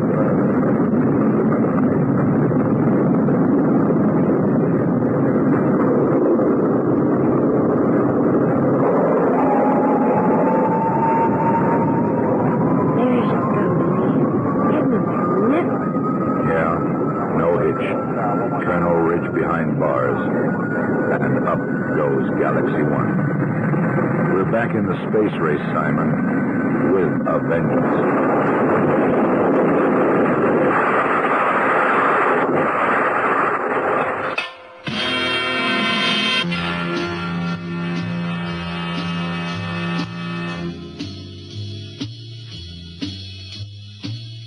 You have been listening to The Sounds of Darkness.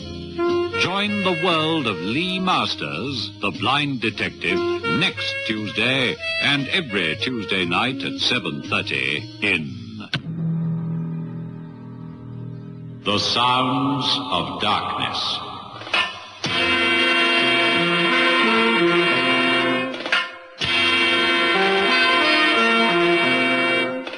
The Sounds of Darkness is produced by Gerry van Beek. The Planet Man.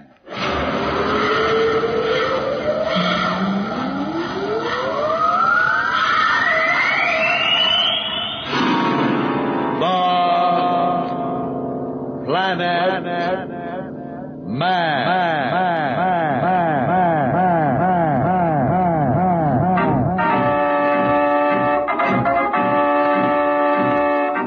This is the fascinating story of Dantro, the Planet Man, troubleshooter for the League of Planets organization, the law enforcement body for peace and justice in the celestial world, whose headquarters and center of operations are situated on the capital of all the planets, Planaria Rex. From Mercury to Pluto, wherever danger threatens the universe, you will find Dantro the Planet Man fighting for fair play. In a moment, the Planet Man.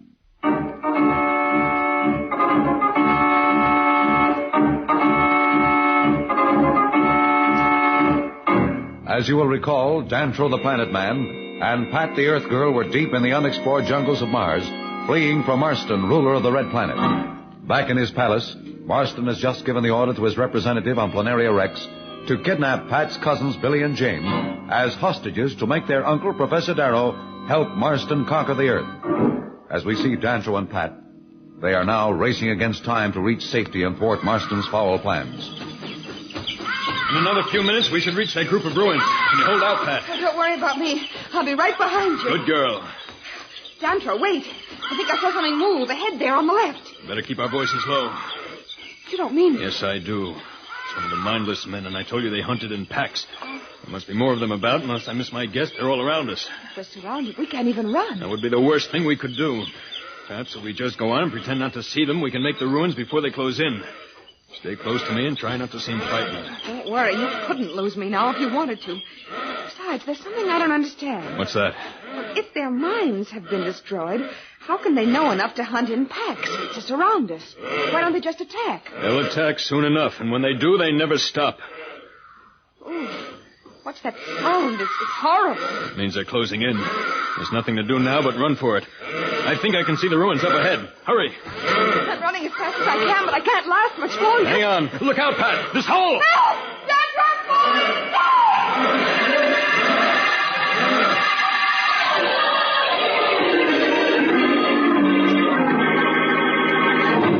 Guard, has the ship from Planaria Rex landed yet? Yes, Marston. It landed a few minutes ago. Have the 2 hostages brought here at once. Well, Fema, my ugly one, our plans proceed, huh? The Earth children are here, Marston. Hey, don't push her. That's my sister. Quiet. You're in the presence of the ruler of Mars. Be respectful. Who, him? Oh, then you're the one who's responsible for us being brought here. You better send us back to Planaria Rex or there's going to be trouble. Shh, Billy. You shouldn't be so fresh. Your little sister speaks well, Brat. Hold your tongue, or you will regret it. You don't scare me, and neither does that snake with wings on your shoulder. What do you want with us anyhow? I am not in the habit of confiding my plans to children. Billy, I'm not afraid. Don't get him angry. Don't worry, Jane. He wouldn't dare hurt us. Dantro would make him sorry he was alive. Guard! Silence that brat. You leave my brother alone, you big bully. Unless you want the same treatment, hold your tongue. As for your precious planet man, neither you nor anyone else will ever see him or the Earth girl again. They've gone into the jungles that surround this palace, and no one has ever come out alive. Oh, Billy, did you hear that? He's saying that Dantro and Pat are dead. I don't believe it. Guard, enough of this. These 2 brats annoy me with their stupidity. If this is a sample of the Earth's young, we're going to have to teach them obedience when we have conquered their planet. Take them away. Shall I put them in the dungeons, Marston? Dungeons for those 2? Why waste the time? Just put them somewhere where I can't see or hear them. Children bother me. And guard, send my admirals in. I'd better see how my space armada is coming along. If I leave it up to their stupidity, something is certain to go wrong. They should have had a fleet assembled long ago. Yes, Marston. Come along, you 2. Hey, let go!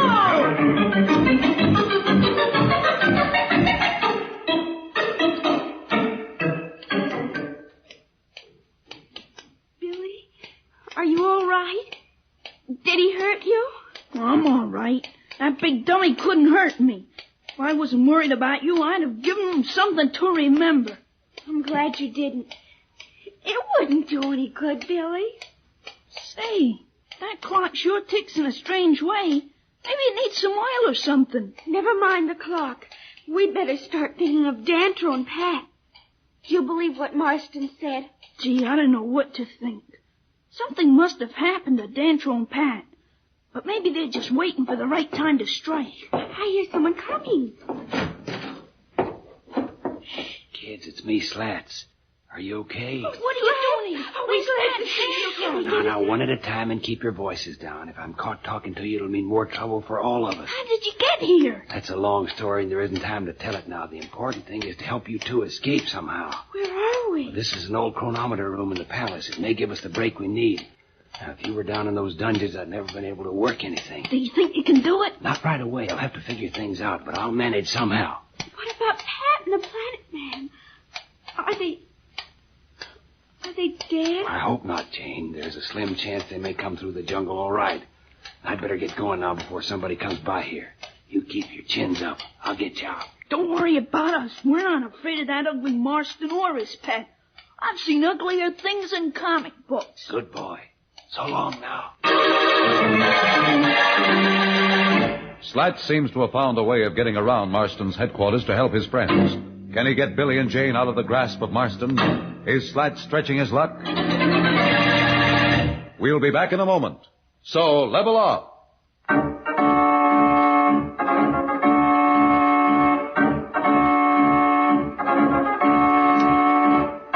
When we left Slats, he had just contacted Billy and Jane in the palace chronometer room where they were being kept as hostages by Marston. Slats has promised to get them out. We find Slats now trying to figure out a way of helping Billy and Jane. Listen. I wish I was as sure of myself as I sounded, but I couldn't let the kids know the spot we're in. I can't wait for Dantro and Pat. They may never show up. If only I could get help from Planaria Rex. Say, why not? There must be a radio that reaches there because I know Marston talks to his representative there. If I can get to it for a few minutes, maybe I'll be able to reach Judge Augustus. He'll know what to do. I'll try now. Where would it be? Near the throne room, I'm sure. Somewhere along here, there's... No, not this door. That's the council chamber. Maybe it's this one here. I'll try. That's it. I knew it was here somewhere. Now, if I can only have a few minutes.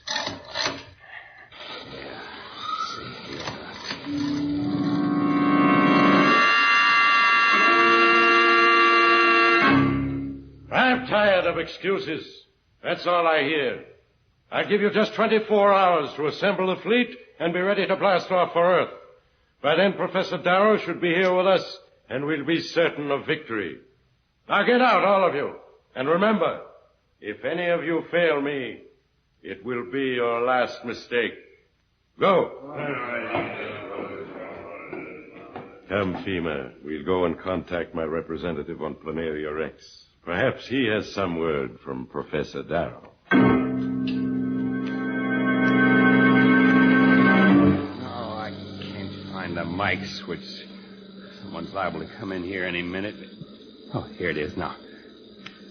Hello, Planaria Rex. Calling Judge Augustus on Planaria Rex. Can you read me? Come in, Planaria Rex. Hello, this is Planaria Rex. Who are you? What goes on? What? You? Guards in here, quickly! Seize him, put him away. We'll deal with him later. Damn you!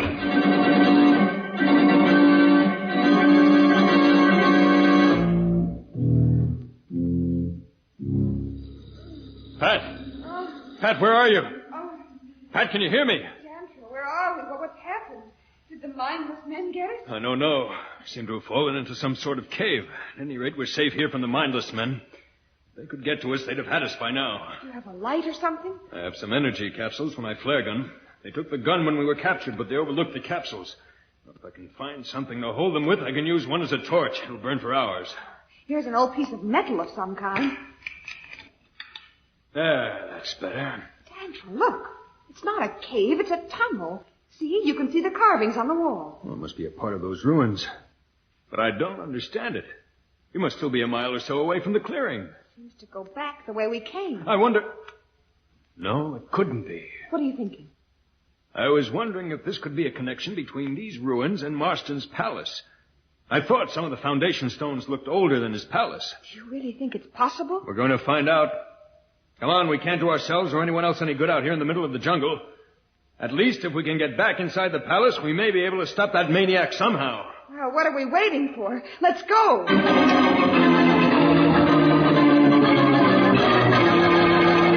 Marston is determined to proceed with his plans for the conquest of Earth, even at the expense of Billy, Jane, and Slats. Can Marston persuade Professor Darrow to join his forces on Mars? We'll be back in a moment. But first, here is a message that Dantro the Planet Man wants you to hear.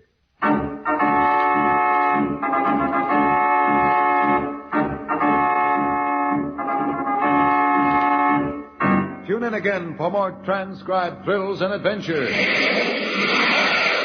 Rocket millions of light years into space with Dantro, the Planet Man. The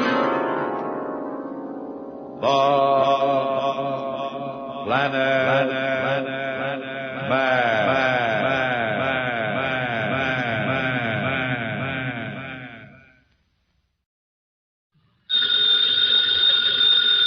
Ladies and gentlemen, that phone bell means adventure. Hello? Hello? The young man answering the phone is Archie Goodwin. The mountain of a man engaged in deep thought in the oversized armchair is Nero Wolfe. Mr. Wolf, we've got a case. I'm not sure whether somebody's going to kill a rabbit or a rabbit is going to kill somebody, but either way, it's going to be murder. Please, Mr. Wolf, even orchids have to eat. Phooey. Yes, sir, Mr. Wolf will take the case. As a matter of fact, he's working on it right now. Money, work. Bah. Greatest detective in the world. Only trouble is, he is.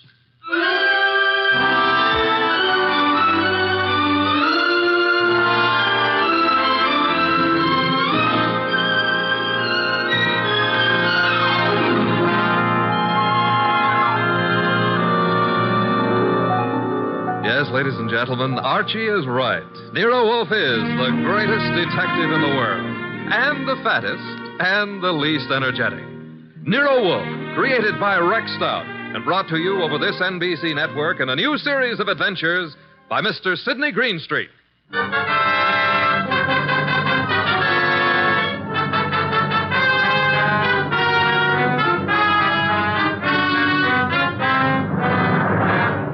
Tonight, it's the case Nero Wolfe likes to remember as the case of the friendly rabbit. He sometimes prefers his proverb scramble. It began in lots of places. Let's take a look at a few of them. In particular, the richly appointed library of a man named Veek.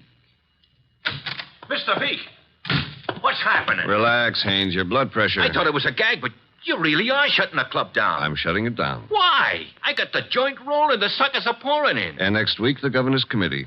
Huh? It's moving out of Baylor County. Our joint enterprise is in Baylor County. I think the club needs a rest. Crime committees so rarely admire gambling. Oh, that's different. So it is. The club needs a rest. You need a vacation. Florida, perhaps? I don't like Florida. Pick any place you like, just so long as you get out of reach of a subpoena. The heat's on, huh, boss? You've just coined a phrase that may very well catch on. Get out and stay out of the state until I send for you. Okay, Mr. Veek. Sure, Mr. Veek. Marshal? Yeah? That about covers us in Baylor, am I right? You're right. The dear governor's dear committee will be sorely disappointed.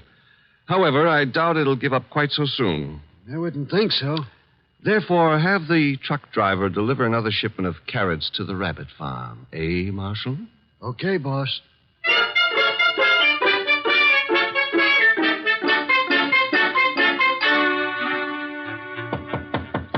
Come in, Williams. Good afternoon, Governor. Good afternoon. Williams, I'm disturbed. The crime committee, sir? It was doing well, very well. And then I know, sir. there's a leak. Someone is passing on confidential information. Who? That's the problem. Who? Started 3 weeks ago. A three-man committee, Wilson, McCarthy, Tolliver. One of them, Williams? I'd stake my life, sir, no. Then who? You've forgotten Collier, committee secretary. You have reason to suspect him? No, nothing that means anything. Except... You do suspect him? And he's been watched, telephone calls checked, mail. I have no reason to suspect him. Except that one thing bothers me. What's that? He has a small farm in Greendale County. He rarely went near the place in all the time he's been up here at the Capitol. But that suddenly changed. 3 weeks ago? Yes, sir. He's been staying at the farm for 3 weeks. Is there anything unusual about that farm? Nothing unusual. Except Jimmy Collier has gone in for raising rabbits.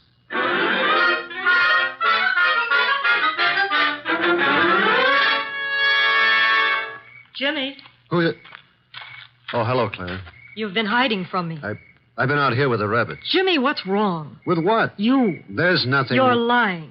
We grew up together, remember? We live next to each other, Jimmy. We were going to be married. Hey, wait a minute. We still are, last I heard. You haven't heard recently enough. What does that mean? It means we're not getting married. But, Clara... You've been avoiding me, and you've been getting money, lots of money from someplace. And in a shady way, I feel. All right, you know. So what? I've been concerned about your sudden devotion to these rabbits and the kind of men you've been seeing. What do you mean? Like the one up at the house now, waiting for you. Oh, there's somebody waiting? That's why I came down here after you. I'd better get up there. He's a crook, Jimmy. Look, all right. I sort of got myself in a mess. I needed money, but it's over, Claire. No more. Are you sure? Of course I'm sure. I wish I could believe you. For your own sake. But I feel I can't. Not anymore.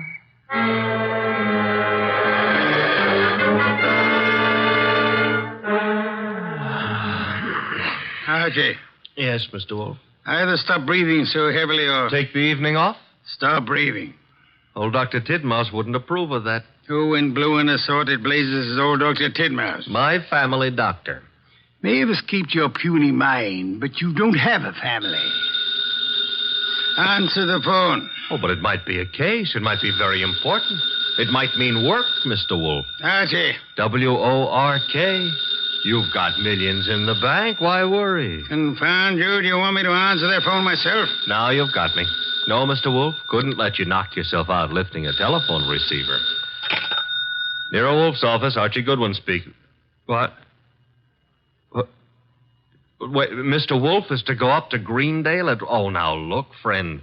Mr. Wolf does not go anywhere, and that includes Greendale. He wouldn't stir out of the house for anybody short of the... What? I see. Yes, sir, in an hour. Goodbye. Mr. Wolf, brace yourself. You've got an appointment with a Mr. Williams at the Starlight Hotel in Greendale for 1 hour from now. You're insane. No, I'll admit I've been tempted. Sure, were it not for the fact that often the native hue of resolution is sicklied o'er with a pale cast of thought. Quoting Hamlet will get you no place. I would fire you. And then who would drive you to the Starlight Hotel in Greendale? I'm not going to Greendale. Nevertheless, in an hour you will be there. And who, may I inquire, says so? The governor of the state.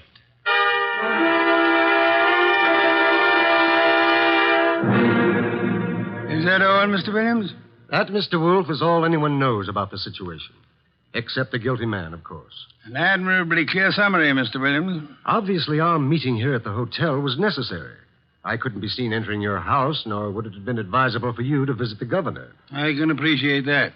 You're quite sure I need pay no attention to anyone on the committee except James Collier? Quite sure. Police surveillance of Collier is deemed unwise. He has suddenly taken interest in rabbits, but although keeping them may perhaps be considered suspicious, it is hardly in itself of value. You have no other evidence against Collier? I know we're clutching at straws, Mr. Wolf. But there is a leak and work is being nullified. Something must be done. Hence the governor's call for you. Very well, sir. I shall attempt to be more than a man clutching at a straw. I said attempt. Archie, unpack. We shall stay at Greendale near Collier and his rabbits.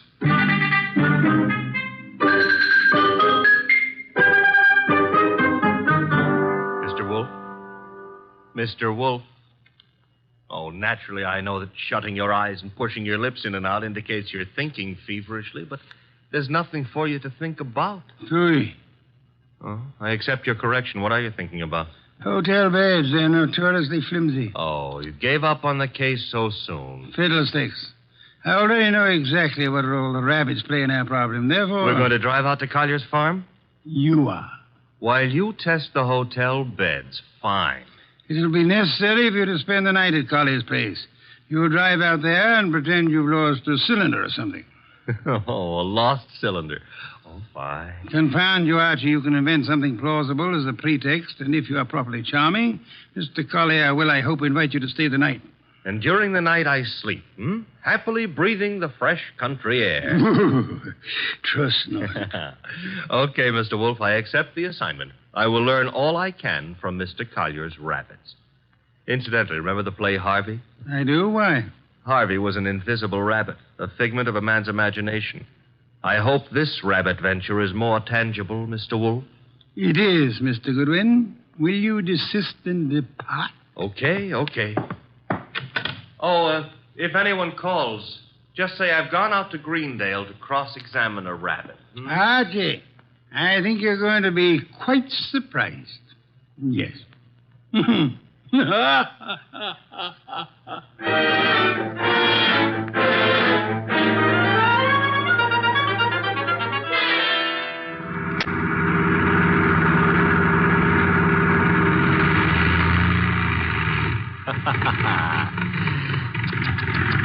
Running out of gas, and me such a big boy.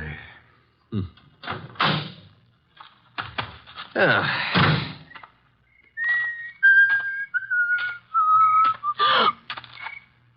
Hello. Hello? That tree a friend of yours? The tree? Yeah, the one you're clutching. Oh, I was leaning against it. It's an idea, but not a good one. Trees are notoriously skittish. The instant you really need one, they're out sowing wild oaks or something. You sound as if you know a lot about trees. Oh, I do. I was brought up in one. Look, now, if you really have to lean, I can recommend... No, thanks. Huh? I tried. Nice moonlight we're having. My name is Goodwin, and blondes call me Archie. I'm not blonde. Brunettes call me Archie, too. And what do redheads call you? Oh, we'll just skip that, huh? And your name is... Claire. Claire. I approve. Now, you may not believe this, but I have just run out of gas. You think I might wangle some up at your house? My house? You mean Jimmy's house? All right, I mean Jimmy's house. Well, I don't know. He might have some. Now, why don't we go up to the house and ask him? Well, all right. Mm-hmm. Jimmy who? Collier. Uh-huh. I like to be formal when I'm borrowing gas. Would you mind waving your left hand in front of my nose? Waving, Mike? Yes, just try it. Don't worry. I won't bite it. All right. I did. And very gracefully, too. No ring on the third finger. You're not Mrs. Collier. There isn't any Mrs. Collier. Are you applying for the position? Mr. Goodwin, Now, remember what I confided in you about brunettes. All right. Archie, you're a little rapid. Maybe. But I always remember what old Dr. Titmouse said. What did he say? Gather ye rosebuds while ye may. Old time is still a-flying. Robert Herrick wrote that. He did? Dr. Titmouse is a liar. How much farther is this house? Well, it's just beyond those trees. What? There was something ran across the path. It brushed my legs. It frightened me so. Must have been a rabbit. I guess it was. Oh, I'm sorry. That was silly of me. Oh. Don't worry about it.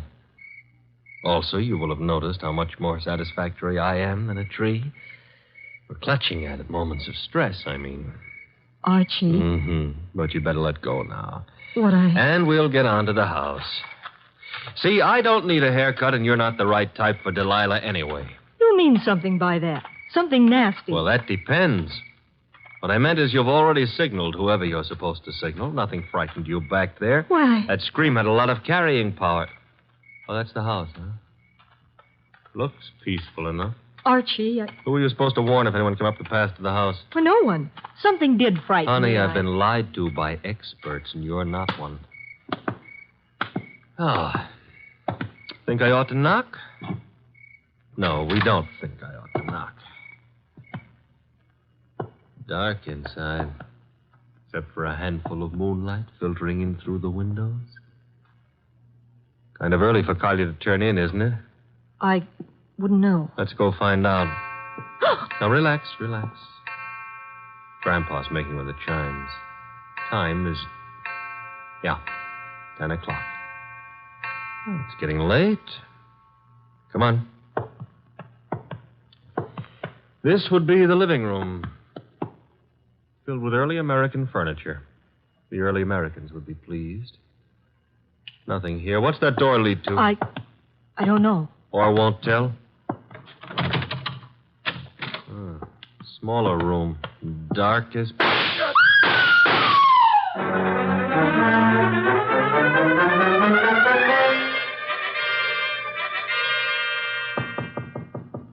Come in. Put the beer on it. Oh, you're not the bellboy. I'm sorry. I should have remembered to bring some beer. Indeed, and you are? I'm a fellow guest at this hotel, Mr. Wolf. My name is Veek. Veek, yes. A criminal of moderate intelligence and immoderate pretensions. We won't quarrel, Mr. Wolf. I've something to offer you. You and your boy Goodwin didn't drive up to Greendale for the exercise. I dislike exercise. Shortens life. James Collier lives nearby. The governor's committee on crime is unhappy. There's been a leakage of information. It hasn't helped them in their work. But it has helped you. You wouldn't have left your house in New York on any ordinary job. A request from the governor, however. Shall we stop fencing? I don't have to fence with you. The committee's work doesn't particularly bother me. I've already made my arrangements for retiring from active business, shall I say. However, I don't want you messing around in the meantime. Indeed.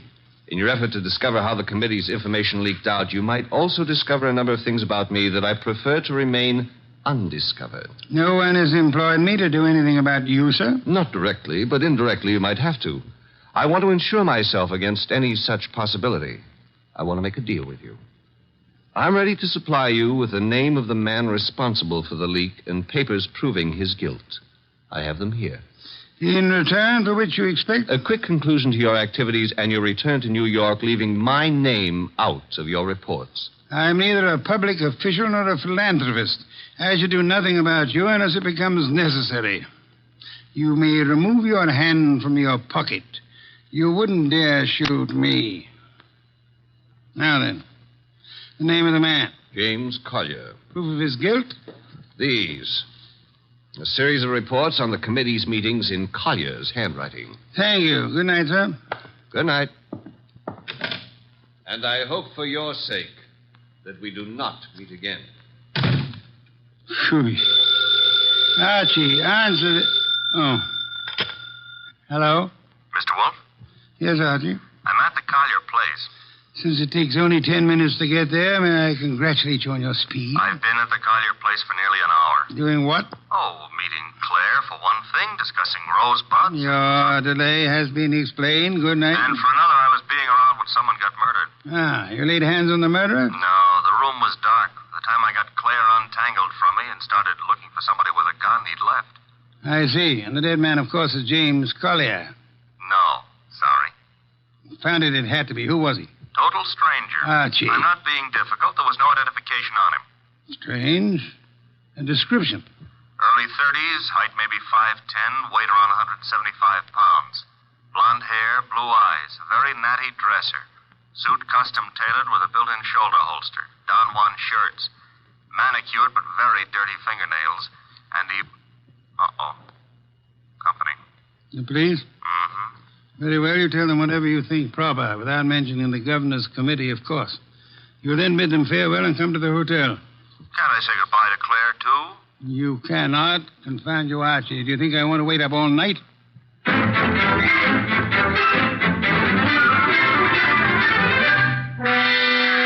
Police were not happy about letting me go, but I threatened to tell you on them, so they gave up.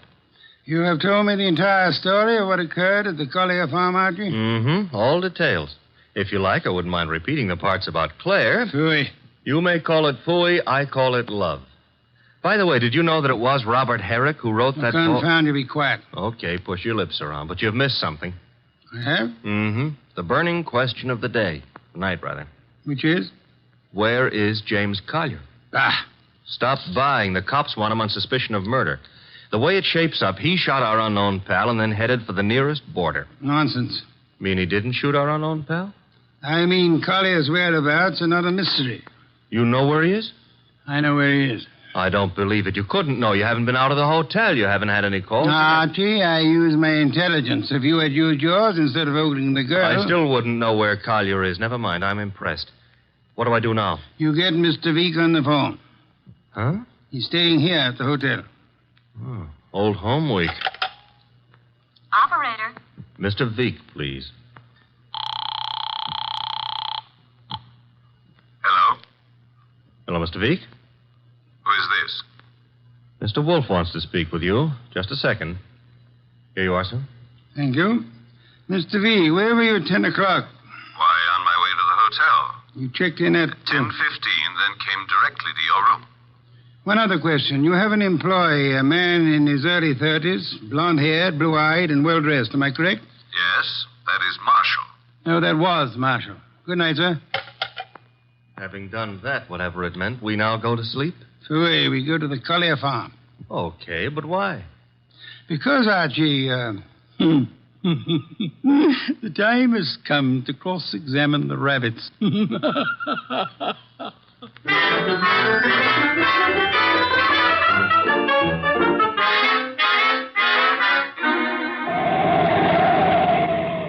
Confound you, Archie. You're not driving a truck. Be careful. Truck drivers are careful. Also, they're courteous. Indeed. Furthermore, they will always stop to help a motorist in time of trouble. Archie, are you training to become a truck driver, or have you fallen in love with a truck driver's daughter? Her name is Susie, her hair the color of wheat fields at high noon. Never mind turning purple. I'm about to change the subject. Boss, I have a theory. Stick to truck drivers. As follows. Our boy Collier, who'd been selling information to Veek, had a change of heart and decided to turn ethical. But Veek's man, Marshall, at Veek's orders, tried to apply pressure, so Collier shot him and headed for Canada. And the girl's role? Was to brighten my life. Oh, you mean about her playing sentry? Well, she's in Veek's employ, too. Phooey. Don't like my theory. It's charming. It merely happens to be wrong. Merely happens to be... Why is it wrong? Because, Archie, of a dead man's dirty fingernails, Marshall's fingernails. Oh. Well, you made me bring you to the rabbit hutches. We have arrived. There are the rabbits. Go ahead, cross-examine them. A good many hutches. A large pen for the rabbits to run about in. Notice that they're all cowering at the far end of the pen, ran as we entered. That's because they don't like us, maybe, huh? One of them, however, seems to be friendly. The one up here. And at the corner opposite us. Oh, yeah, there is one here. He's not friendly, Mr. Wolf. Indeed? He's dead. Somebody stove in his skull. Interesting. What's interesting about a dead rabbit?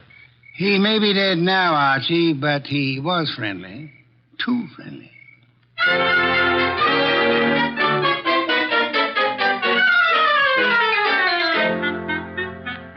Claire, this is Mr. Wolf. Mr. Wolf, this is Claire. Claire, I'm Archie. Chair, Archie. A chair. Try this one. Be gentle with it. If you break it, all the early Americans will hate you. It'll serve. Steady. Well, now then. Mr. Wolf, I'm dreadfully tired. The police have... Are idiots. What? For example, do they know that you were posted as sentry outside this house in order to warn James Collier of any intrusion? Well, they don't... I wasn't. Do they know that James Collier and the dead man Marshall were quarreling? No. Do they know that James Collier had armed himself in preparation for this meeting with the gunman? That isn't true. It is true. I don't have to say anything. You've already said more than enough with your actions, my dear. What do you mean? According to Archie's report, and Archie is always meticulously accurate, when you and he opened the door of the room in which the murder took place, you screamed at the shots. Well, of course. Any girl would scream with... Then you clung to Archie with sufficient force and for sufficient length of time to prevent him from chasing the murderer. Why? Because you had seen and recognized the murderer as the man you loved. It was too dark to see anything. True. Therefore, you didn't have to see the man. You thought you already knew who the killer had to be. That's a lie. You're shielding James Collier, aren't you? I'll never admit any of it. Never. May not be necessary. Archie. Yes, Mr. Wolf? Get hold of that policeman outside and remember what happened to one particular rabbit. Well, look around for freshly dug earth.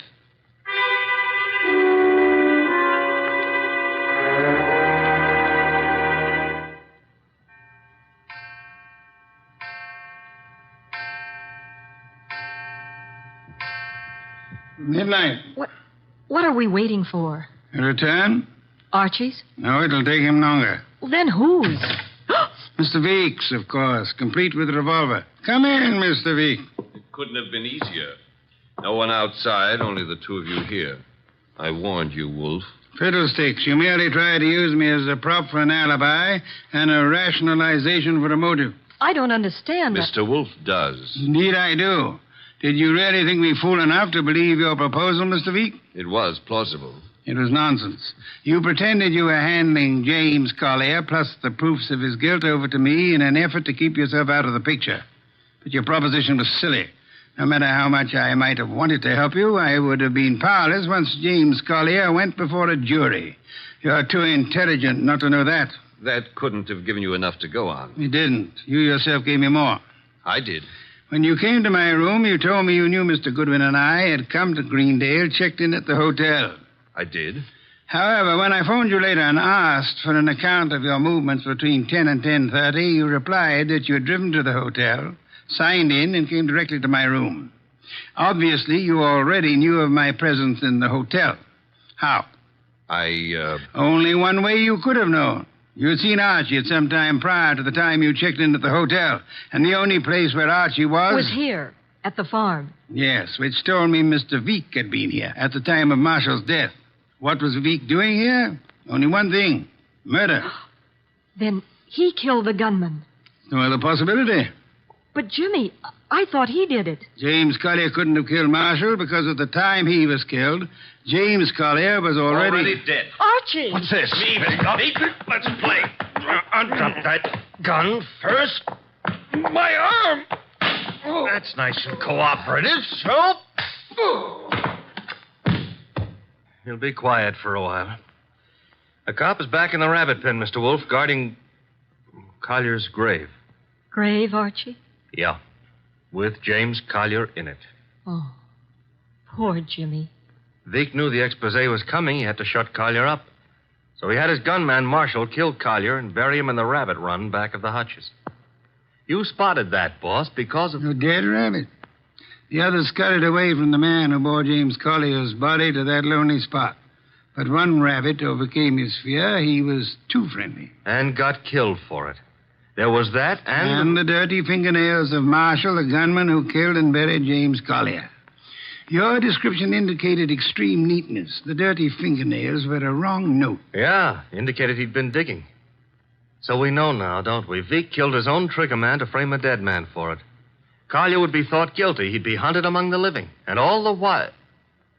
Oh, I'm sorry, Claire. It's all right, Archie. I didn't love Jimmy.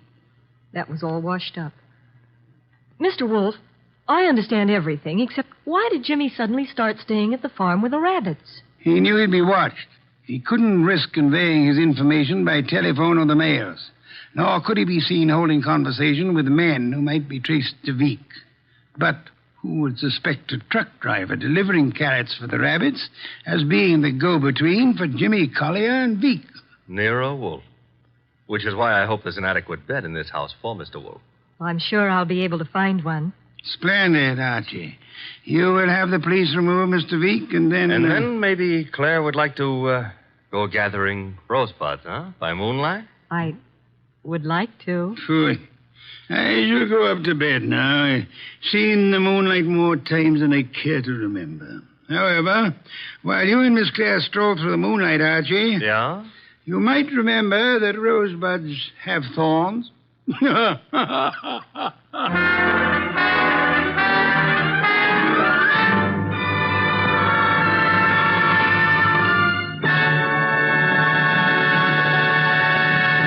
You have been listening to The New Adventures of Nero Wolfe, starring Sidney Greenstreet.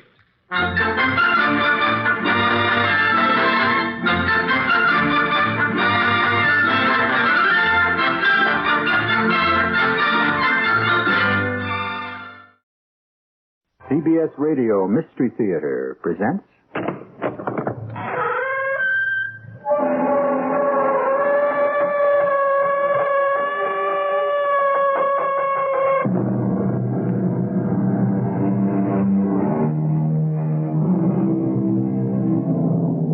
Come in.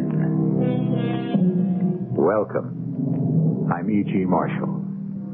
To watch a great and noble person fall from heights because of some very human flaw in his character can relieve us of pent-up emotions, soften sometimes our own disturbing problems.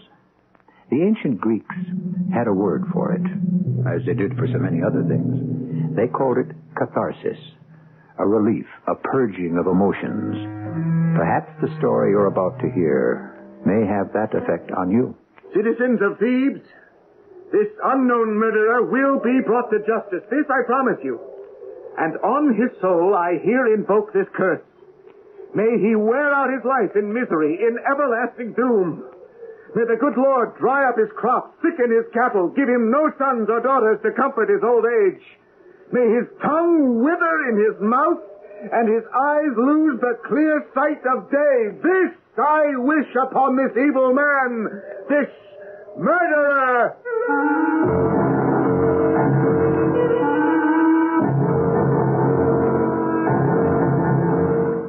Our mystery drama, So Shall Ye Reap, was adapted from one of the greatest tragedies of all time, Oedipus the King, by the ancient Greek playwright Sophocles. It was especially written for the Mystery Theater by Arnold Moss. It stars Russell Horton and John Beale. It is sponsored in part by Buick Motor Division and True Value Hardware Stores. I'll be back shortly with Act One.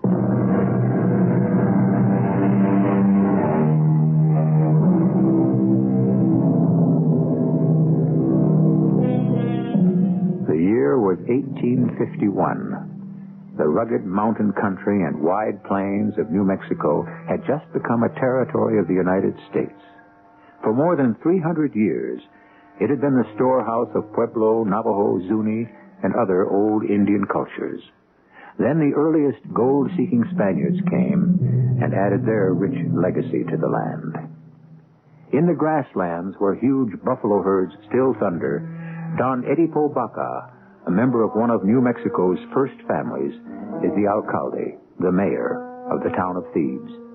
Don Edipo has summoned his deputy, Don Cristiano, to question him about a matter of the greatest concern to the city. What new developments, if any, are there, Cristiano? We know nothing more today than we knew yesterday. The doctors from the capital, they came? They came. They looked. They helped us not at all, Don Edipo. They had no explanation for what's happening. None. Some things, they said, go far beyond the knowledge of their training, of their medicine. And this is one of them, they told me. And in the town? Enough to break one's heart. Within the marketplace, the people sit, the old ones and the children, with garlands of flowers around their necks and heads. They sit facing the cathedral, praying that this terror will depart. Their prayers, they go unanswered. A blight has fallen on all fruitful plants. A blight is on the cattle of the fields. A blight is on our women, so that they bear no children. And every day Black Death grows richer, despite the lamentations and the prayers. You must do something, Edipo. The people look to you. The city must be saved from this dread pestilence. You are their strength. If only I could find the means to save it. How many more were there that died today, Don Cristiano? 5. 4 children. 1 old woman. I've sent for doctors. They're useless. I've prayed and lighted candles for some guidance, for a wise word from God, but I hear nothing. I'm helpless. The strange thing is that outside the limits of the town, everything's flourishing. This plague stops at the borders of our city. Goes no further. How do we explain that? And most important, what do we do next? We've tried all else. If you'll permit me to suggest... Yes? Would you allow me to bring you a person who might come up with a solution? What person, Cristiano? Who might that be? You've heard me speak of the old Zuni Indian, Teresio. Teresio, that blind old charlatan. He's a fool. The old man may be blind, but he's no fool. The Zunis are among the oldest tribes in all New Mexico. They know the land better than most. Teresio is the oldest living one among them, more than 100 years, they say. Though blind, he has a reputation for seeing things no other man can see. He may know the cause of this dread pestilence and how to end it. I see it as a waste of time. But call him Cristiano if you must. Yes, let him come.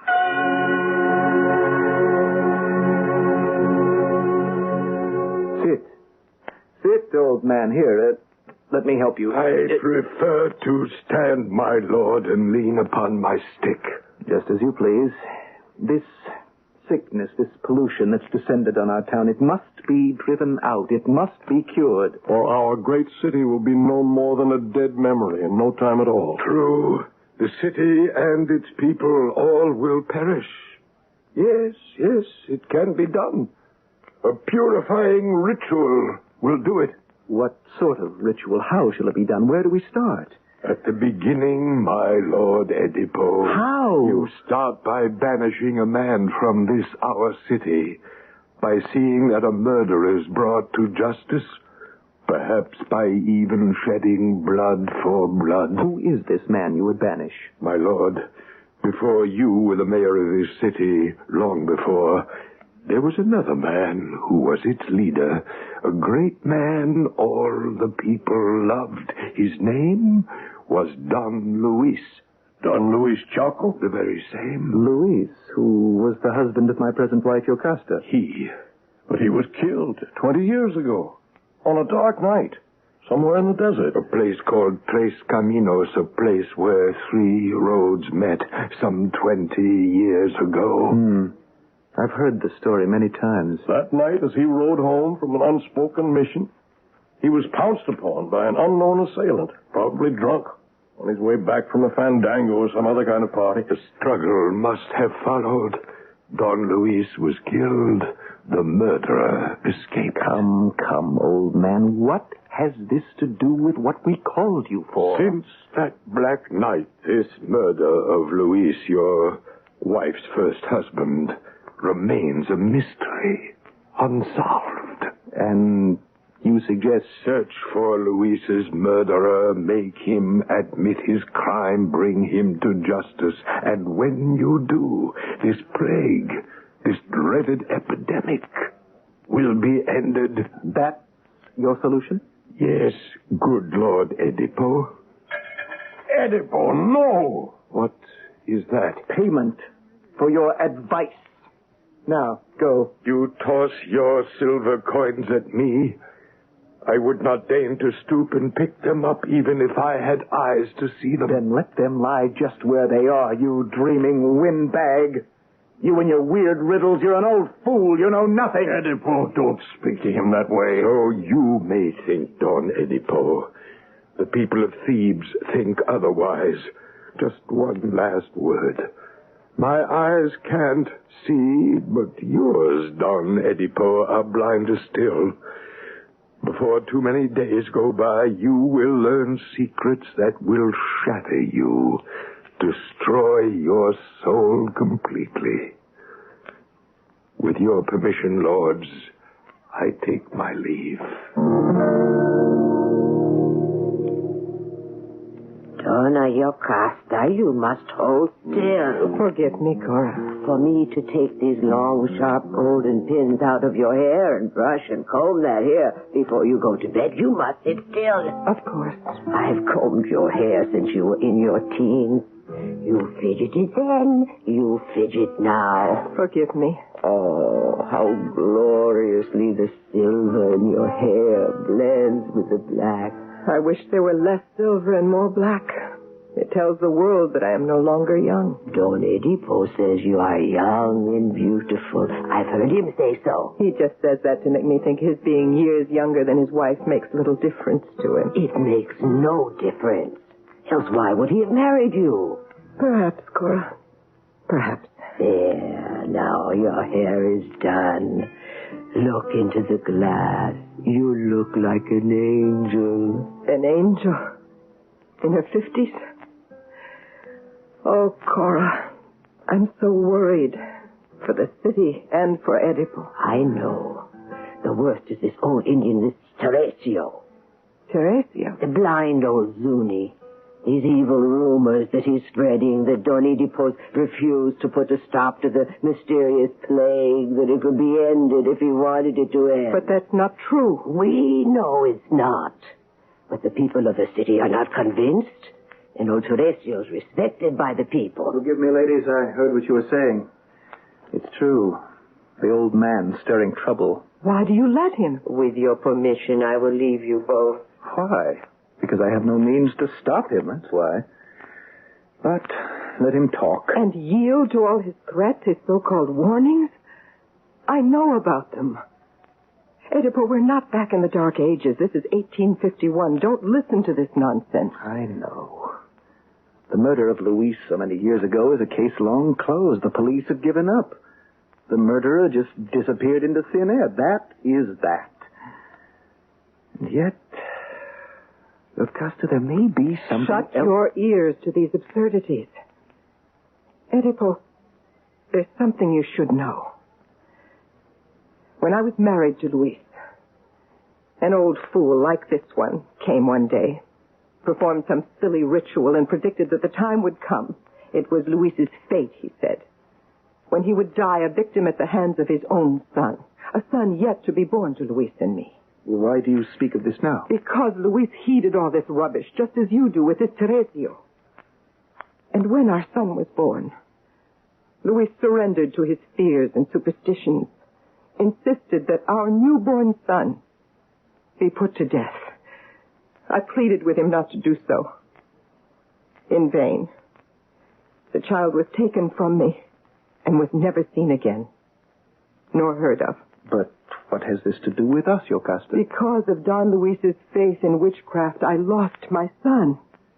And as it turned out, all was wasted.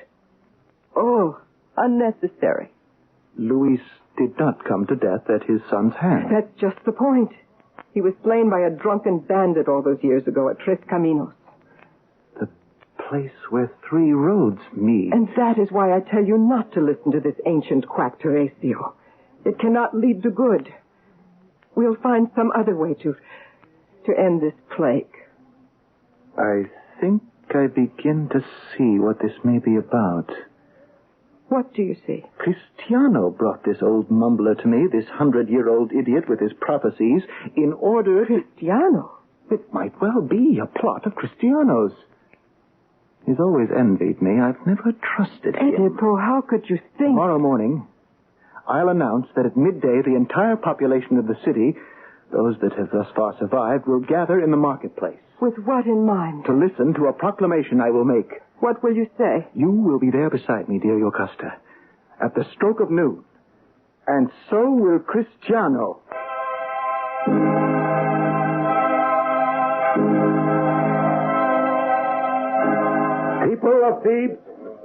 People of Thebes, if you will hear my words, I beg you listen. Here, with my wife beside me, and my deputy, Cristiano, I tell you, Teresio is right. A good man died, a man you chose to lead you. I felt for him as I feel now, as if he were my own father. Nothing will be left undone to find his murderer. Though many years have passed, I promise you, and when he's found, he will be brought to justice. People of Thebes, God will decide if we're to prosper or remain in sorrow. Edipo, you've done a very foolish thing. Why?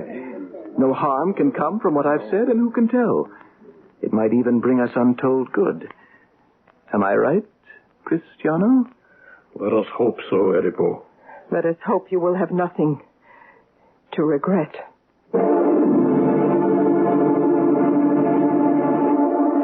I've heard it said that a curse can be like a stone flung up into the heavens. It doesn't stay there, as we all know. And when it returns, there is the possibility that it can fall back on the head of the one who threw it. Yocasta seems to have reservations about Edipo's good judgment in the choice of words he's spoken in the city square, and trusts no harm will come of them. I shall return shortly with Act 2.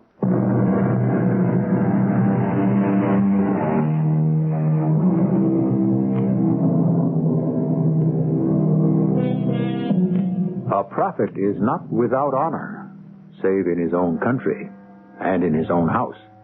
So the scriptures tell us. The blind centenarian Teresio has foretold the end of the pestilence that plagues the town of Thebes in the New Mexico of 1851. That will happen, he says, when the name of a man guilty of a 20-year-old murder is revealed. How much weight Don Edipo Baca, mayor of Thebes, gives to this strange prophecy still remains to be seen. Augusta, we've been riding for an hour or more. Aren't you a little tired? Why? Because I'm 20 years older than you? Oh, you silly, beautiful wife. Stop talking nonsense. I thought it might be good to get away from town for just a bit. Of course. I'll tie the horses. Edipo, may we talk about what happened in the plaza? At noon today? Why not? Why did you tell the people what you did? That old Zuni warrior, Teresio, is leading all the people to believe that I, in some odd way, was implicated in the murder of Luis. Why should the old man be so anxious to connect you with the murder, if that, in fact, is what he's doing? I could be wrong, Yocasta. I think this is a plot of Cristiano's to pin his crime on me. Cristiano? My worthy deputy himself. He's always envied everything I've done. You think that Cristiano could be Who so... brought old Teresio in to see me? Threaten me? Cristiano. Who brought the doctors from the capital, the eminent doctors incapable of finding any cause or any cure to all our troubles? Cristiano. No, my dear Yocasta, I don't trust him. What's more, tonight, when we return, it's my intention to have a little talk with good Don Cristiano. Just the two of us.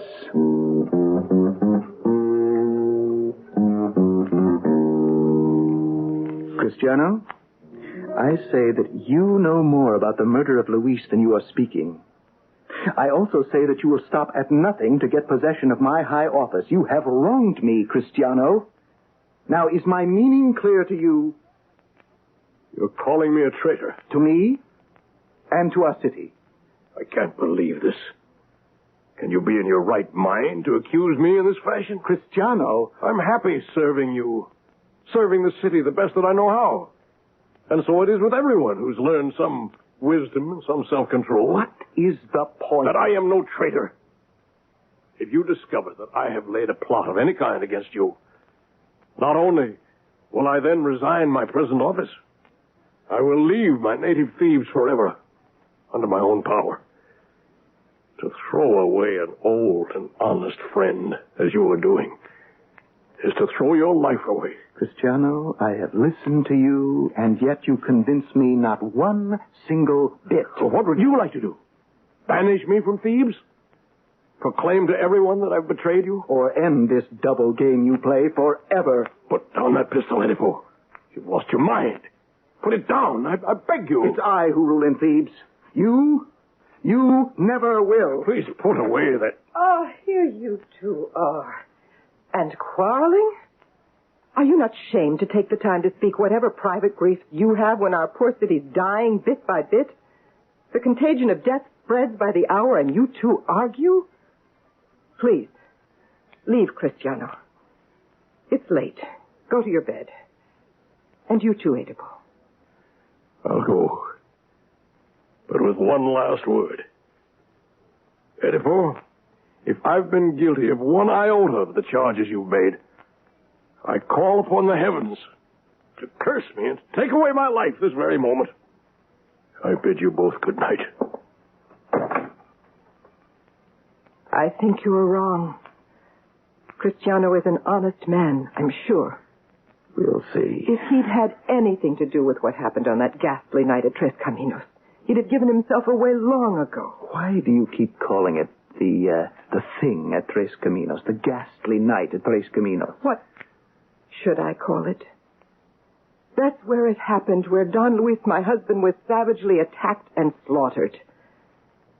So 20 years have passed, and you, my dear one, have helped me to a beautiful new life. You can't expect me to forget completely, can you? Then I must tell you something. Something I could tell to no one but you, my wife. Something I have never spoken of before to anyone. What is it that disturbs you so? Yocasta, I killed a man. For 18, 19 years since that day, since I was born, I was a happy child sharing my parents' home, my parents' love. There never was a kinder father than Pablo Barca. May his days be long. No gentler, sweeter mother than Dona Marta. So I have heard. One night at dinner, it was the night of Christmas, some guest who drunk more wine than he could handle cast doubts upon the legitimacy of my birth, called me an unspeakable name, all as he supposed in jest. Though furious, I held my temper, let it pass. But that night, I had a dream. An ugly, torturing dream. that I was doomed to be the murderer of my own father. That and something else. And what was that? Oh, it was so terrible. I still can't find the tongue to speak it. Especially to you, my wife. Oh, my poor Edipo. I waked up from my dream that night, screaming, drenched in my own sweat. I dressed, mounted my pony, and fled, not knowing to what place I was headed. I rode for hours, so I think anywhere, to get away from my dream, from what I thought I might be fated for. Then, suddenly, on this darkest night, I came upon a man who challenged me the right of way. Drunk with my fear, emboldened by my youth, I struck this man who pushed me, drew my pistol, and you shot him? Killed him on the spot. And as I rode away, I saw the signpost that identified the place, and what it read was Tres Caminos, the place where 3 roads meet. Oh, my dearest Edipo. Oh, my darling. For the first time, I understand why you're always so upset at mention of that place. What you did there was an enormous sin, taking a man's life. May God forgive you. But the fact that you have killed a man and that my first husband lost his life at the same place is no more than a most unhappy fate. What do you call it? A coincidence. One thing has no connection with the other. That's what I've always told myself. Besides, your dream was meaningless. Your father, Pablo, is alive and well. As for the other thing, whatever it may be, the thing you dreamed of, you must forget. To wound yourself with shapeless images that have no basis in reality, that makes no sense. You're right, of course. Now, get some rest. And in the morning, we'll find some way to end this pestilence that's poisoning our city.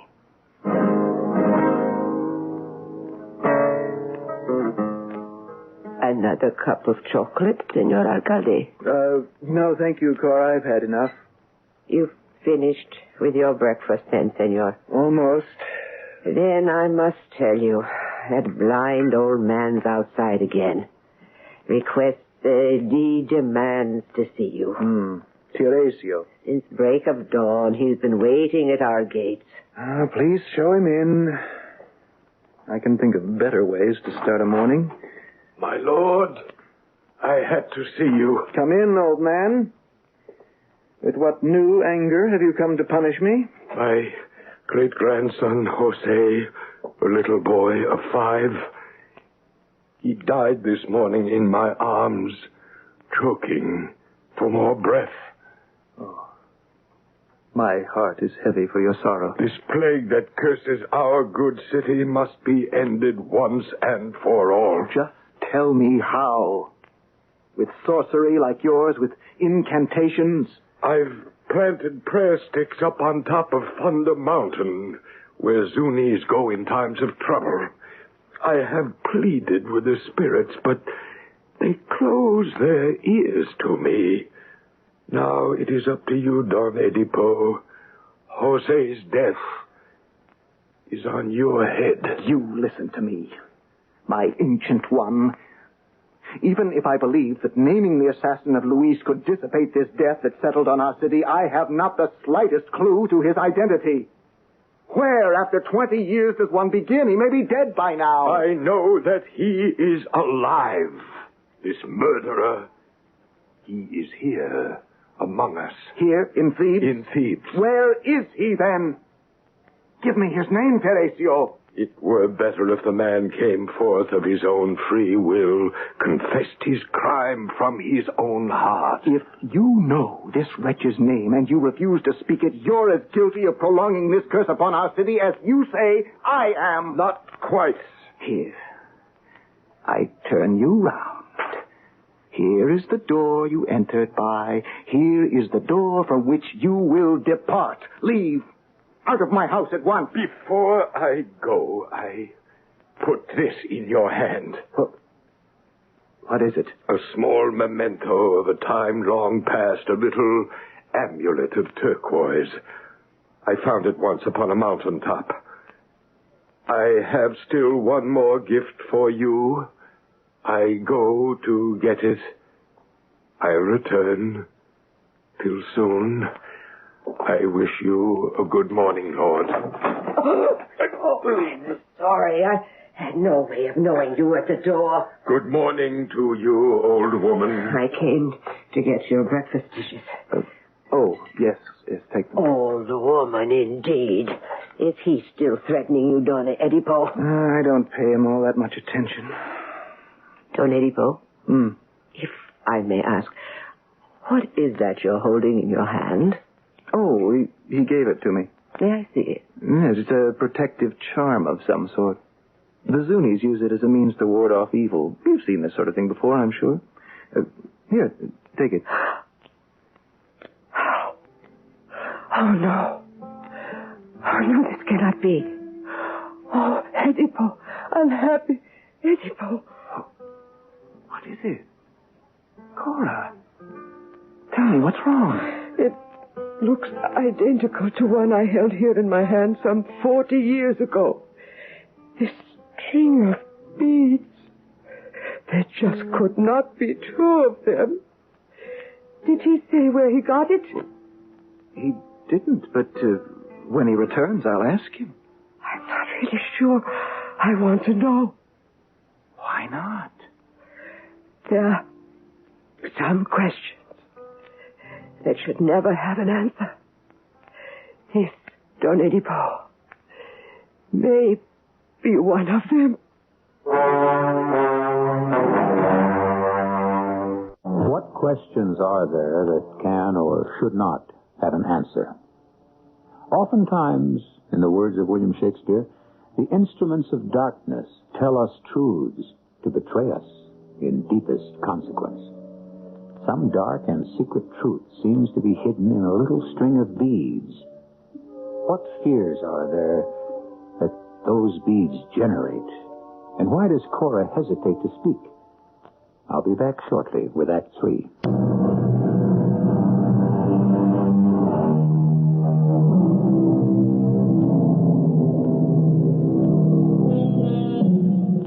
Destiny has two ways of crushing us. Sometimes by refusing us the things we dream, and sometimes by fulfilling them.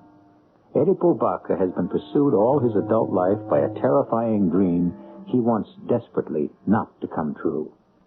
As he handles a string of curious Indian beads, he fights against believing that a man's destiny is never in the hands of the man himself.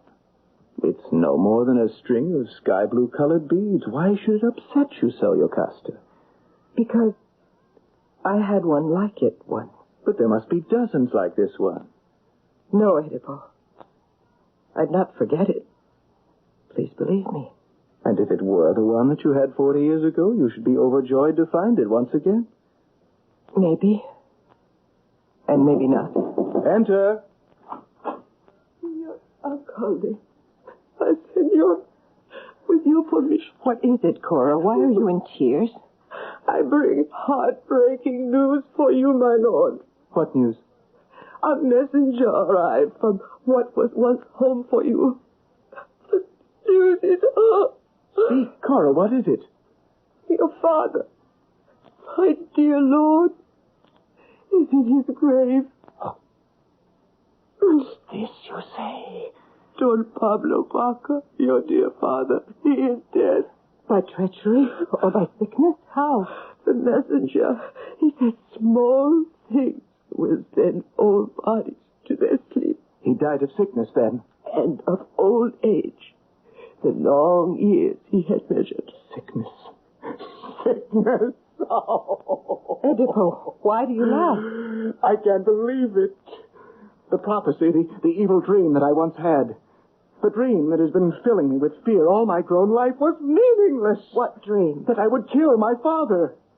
That murder of my own father was my fate, Cora. Senor. Oh, you bring welcome news, oh comfortable Cora. My father is dead, hidden deep in the earth of natural causes. And that other portion of the dream? The part you would not speak of? Oh, it will prove as worthless. Oh, I rejoice to hear your news, dear Cora. Don Edipo. Yes.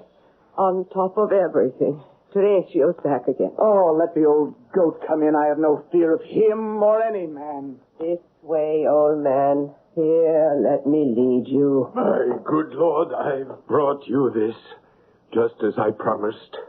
What is it? A little gift. It goes with the blue amulet I gave your husband. An old Navajo blanket, torn and faded by the sun and rain. It's yours, Don Edipo. Why his? Well, what would I want with it? Why do you give me this? And for that matter, why that amulet? They both may help you find that truth which we were speaking of. Truth?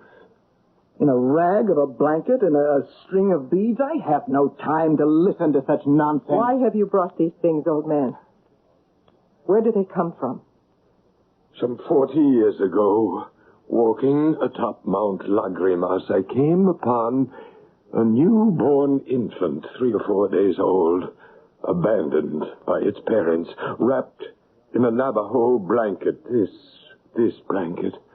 The child was close to death, too weak even to cry. This blanket? I picked up the child, carried it in my arms to the hacienda of Don Pablo and of Dona Marta.